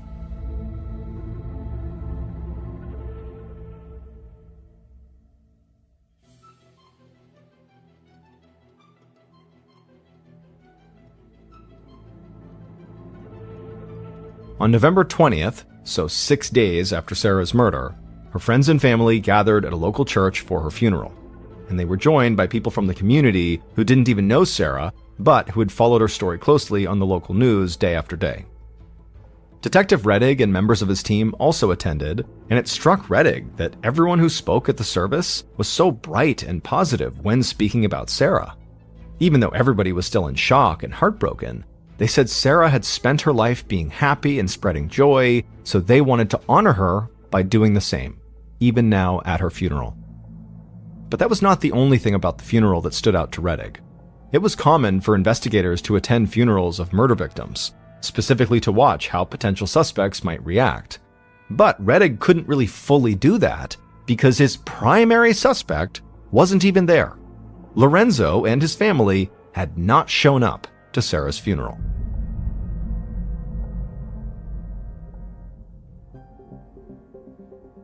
About a week after the funeral, Rettig was sitting at his desk going over notes from the search of Lorenzo's mother's house. Nothing had really come from the search so far, and he was starting to feel stuck. He was still waiting on DNA test results from the crime scene and Lorenzo's car, and without these results, or some clear evidence from the search, he still couldn't move in on Lorenzo, or anyone else for that matter. Just then, Rettig heard somebody call his name, and he looked up and he saw an excited officer flagging him down, telling him there was something he needed to hear right away. And so Rettig followed this officer down a hallway to a small room where a member of the investigative team was hunched over Laura's answering machine. This investigator had spent days trying to break down the voicemail recording of the breathing and the screaming and the crying into small sections to see if he could isolate anything that would help. The investigator, when they saw Rettig, waved him over and rewound the voicemail Sarah had left on the night of the murder and played it back. And when it reached a certain spot, the investigator stopped the message and looked at Rettig like he had just discovered something major. But Rettig just shook his head and said he wasn't really sure what he was supposed to have just heard. And so the investigator rewound the message again, played it, and then stopped it at that same point. And then did it a few more times, going back to the beginning, playing it and stopping it at that exact same spot. And eventually, Detective Rettig knew why the investigator was so excited. Because in the middle of all the screaming and the crying they had just listened to, Rettig thought he heard Sarah say one word, a name: Mike. Detective Rettig quickly dispatched 2 officers to pick up Lorenzo's younger brother, whose name was Mike, and they found him at his mother's house. Later that day, Rettig sat in an interview room across from Mike, just like he'd done with Lorenzo. But after only a few minutes of speaking to Mike, Rettig felt like these 2 brothers could not be more different. Where Lorenzo had come off as arrogant and uncaring, Mike seemed shy and sensitive. Talking about Sarah's murder clearly upset him. Rettig wondered if maybe Lorenzo, the older and seemingly more domineering of the brothers, had pushed Mike to maybe murder Sarah on his behalf. But Mike stuck to the same story he'd told Rettig when they met at the house. He said he had seen Lorenzo at home before he headed out to work. After the interview, Mike agreed to provide some DNA samples, and he also asked if someone could drive him to work, because he didn't want to be late. Rettig said he'd be happy to, and before long, he was driving Mike across town to his job. And as they drove, Rettig didn't push Mike too hard, but he did say he thought Mike knew more about the murder than he was letting on. Mike didn't respond. However, when Rettig dropped him off at work, Mike stepped out of the car and then fell to the ground and started vomiting. Rettig immediately got out and helped Mike stand back up and get him cleaned off. But as he watched Mike walk into work, Rettig now felt completely sure that Mike, and maybe even his mom Amelia, were hiding information about Lorenzo. As 1998 approached its end, Detective Rettig still felt sure he knew who the killer was. Either Lorenzo had done it himself, or he had gotten someone to do it for him, most likely his younger brother Mike. But before New Year's, the detective got the DNA results he'd been waiting for, and nothing from the crime scene matched Lorenzo or Mike's DNA. This shocked Rettig. He'd been so sure this case was just about closed. But without this scientific evidence, or any other real hard evidence to back him up, he couldn't do anything. So Rettig started to question his own theories about the case. Had he been so locked in on Lorenzo and Mike that he'd ignored other evidence? He went back to the beginning and tried to see what he could have overlooked. And so he dug into Sarah's job at the NSA, thinking maybe the murder could have some connection to her role there. It did seem far-fetched, but if she was involved with sensitive intelligence reports, he at least wanted to look into that. Rettig reached out to a contact at the NSA, and they told him they would look into it. But within days, the NSA contacted Rettig to tell him there was nothing they could find about Sarah's murder that seemed even remotely connected to her work. The fact that Rettig had gone from feeling like he was close to bringing Sarah's killer to justice to feeling like he suddenly had nothing to go on started to weigh heavily on him. He began having trouble sleeping, and he also started seeing that horrific image of Sarah lying there in her house all the time. But no matter what avenue he pursued, nothing new turned up. And so now this case, which had seemed like a slam dunk, started to go cold.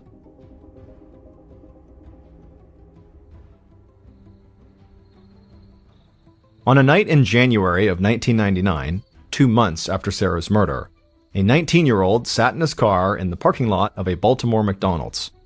The teenager pulled a ski mask down over his face, grabbed a revolver from the passenger seat, and stepped out of the car. He quickly walked across the parking lot, stepped into the near-empty fast food restaurant, raised his gun, and started yelling for everyone who was in there to stay where they were and for the employee behind the counter to hand over all the money from the register. The employee began to panic and couldn't quite get the register open, and so his manager quickly rushed to the counter to help. At the same time, the manager told the teenager with the gun to please calm down and that he would get the money out of the register, just hold on. But the teenager kept waving his gun and yelling at the manager to hurry up. It was taking too long. The manager kept saying he was working on it, and then finally he opened up the register. At which point, the teenager with the gun lunged over the counter and began grabbing the money, but at the same time, the manager of the restaurant must have done something to spook the teen, because the teenager fired his gun and the bullet hit the manager. The employees and the few people in the restaurant began screaming as the teenager ran out of the restaurant with the little bit of money he had in his hand. But the cops were already swarming.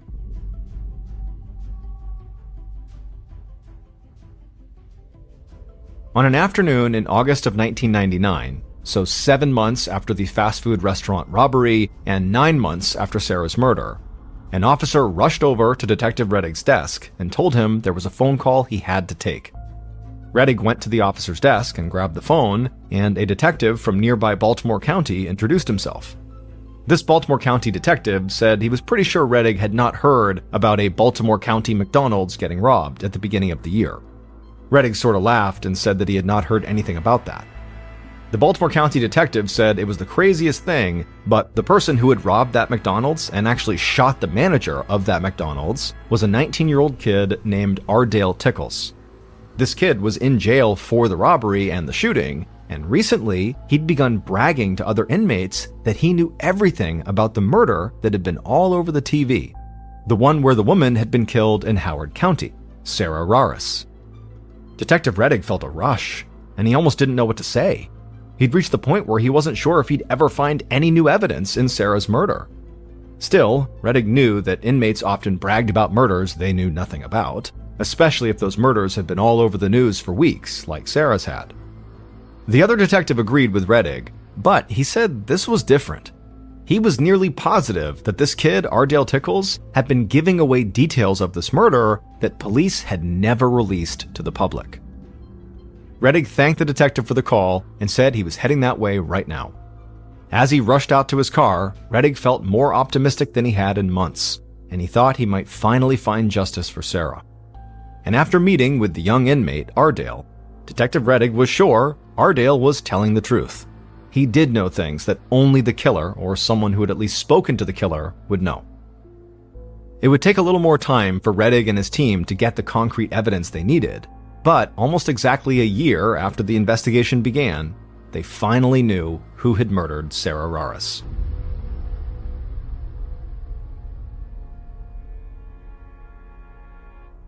Based on Ardale's interview, DNA testing, and evidence collected throughout the investigation, the following is a reconstruction of what happened to Sarah on the night of November 14, 1998.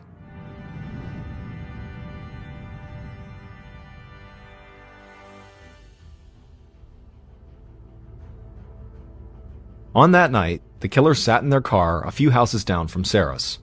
They slipped on a pair of leather gloves, checked the hunting knife sheathed on their hip, and stepped outside.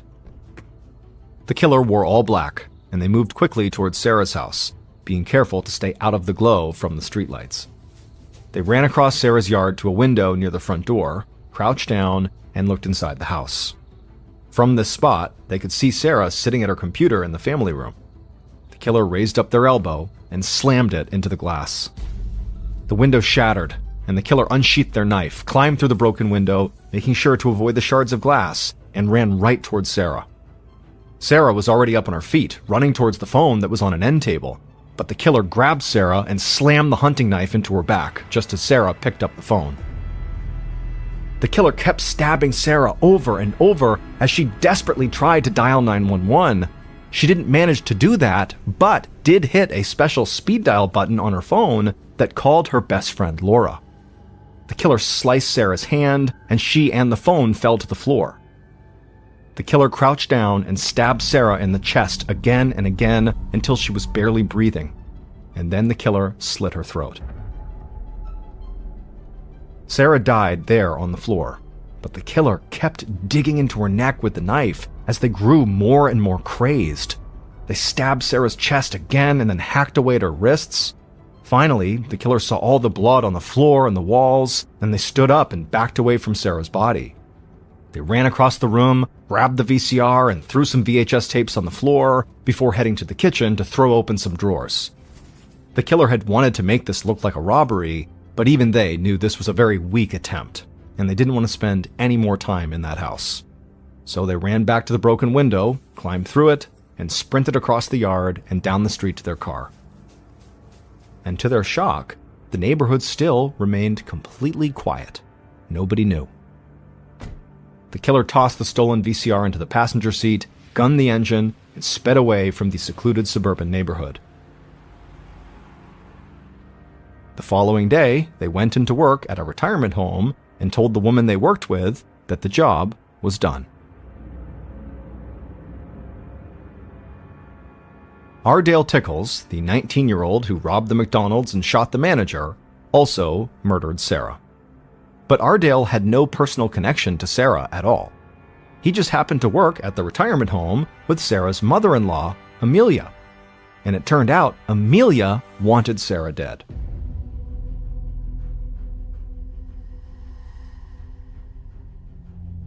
Amelia never thought Sarah was good enough for her son Lorenzo. She claimed Sarah was a loose woman and was having all these online relationships with other men. Now, even though there was absolutely no proof of this, Amelia still did not want Lorenzo to be with Sarah. And these feelings only got worse when Sarah and Lorenzo had a baby together. Amelia thought Sarah was a terrible mother, and so whenever Amelia would babysit, she would give Sarah all this unsolicited, extensive parenting advice. But Sarah often rejected her advice. And so Amelia felt disrespected and angry on top of detesting Sarah. And so when Sarah filed for divorce and tried to gain full custody of her grandson, Amelia decided Sarah had to die. Now, Amelia knew she could not carry out the murder herself. So she offered Ardale, the 19-year-old young man she worked with, $3,000 to murder Sarah for her, and Ardale accepted. And for several months after the murder, it looked like Amelia might actually get away with it. Detective Rettig had focused the bulk of his investigation on Amelia's sons, Lorenzo and his brother Mike. Rettig had never even considered Amelia a suspect. And when no concrete evidence against her son surfaced, Amelia believed investigators would just leave the family alone and go down some other path. But in early 1999, Ardale robbed the McDonald's and shot the manager, got caught, and while he was in jail, began bragging to other inmates about how he'd been involved in a highly publicized murder. When Rettig and detectives from Baltimore County interviewed Ardale, he admitted to killing Sarah. It didn't take long for them to connect Ardale and Amelia through their work, and they also eventually connected a bank withdrawal Amelia had made to the payment she'd given Ardale, and so it was clear she had arranged the murder. Police do not believe Lorenzo had any idea what his mother was doing. And although investigators were convinced Lorenzo's brother, Mike, knew more than he was letting on, it was never proven that he had any knowledge of what his mother had done. On top of that, the FBI later conducted a detailed analysis of that voicemail that had been left on Laura's answering machine, the voicemail that basically captured Sarah's murder, and they determined that the word Mike had not actually been said on the tape. It was just a sound that could have been mistaken for the name. And so as a result, the district attorney's office focused their case solely on Amelia and Ardale. Ardale pleaded guilty to first-degree murder and was sentenced to life in prison with a possibility for parole as early as 2024. As for Amelia, she was found guilty of first-degree murder and sentenced to life in prison without parole.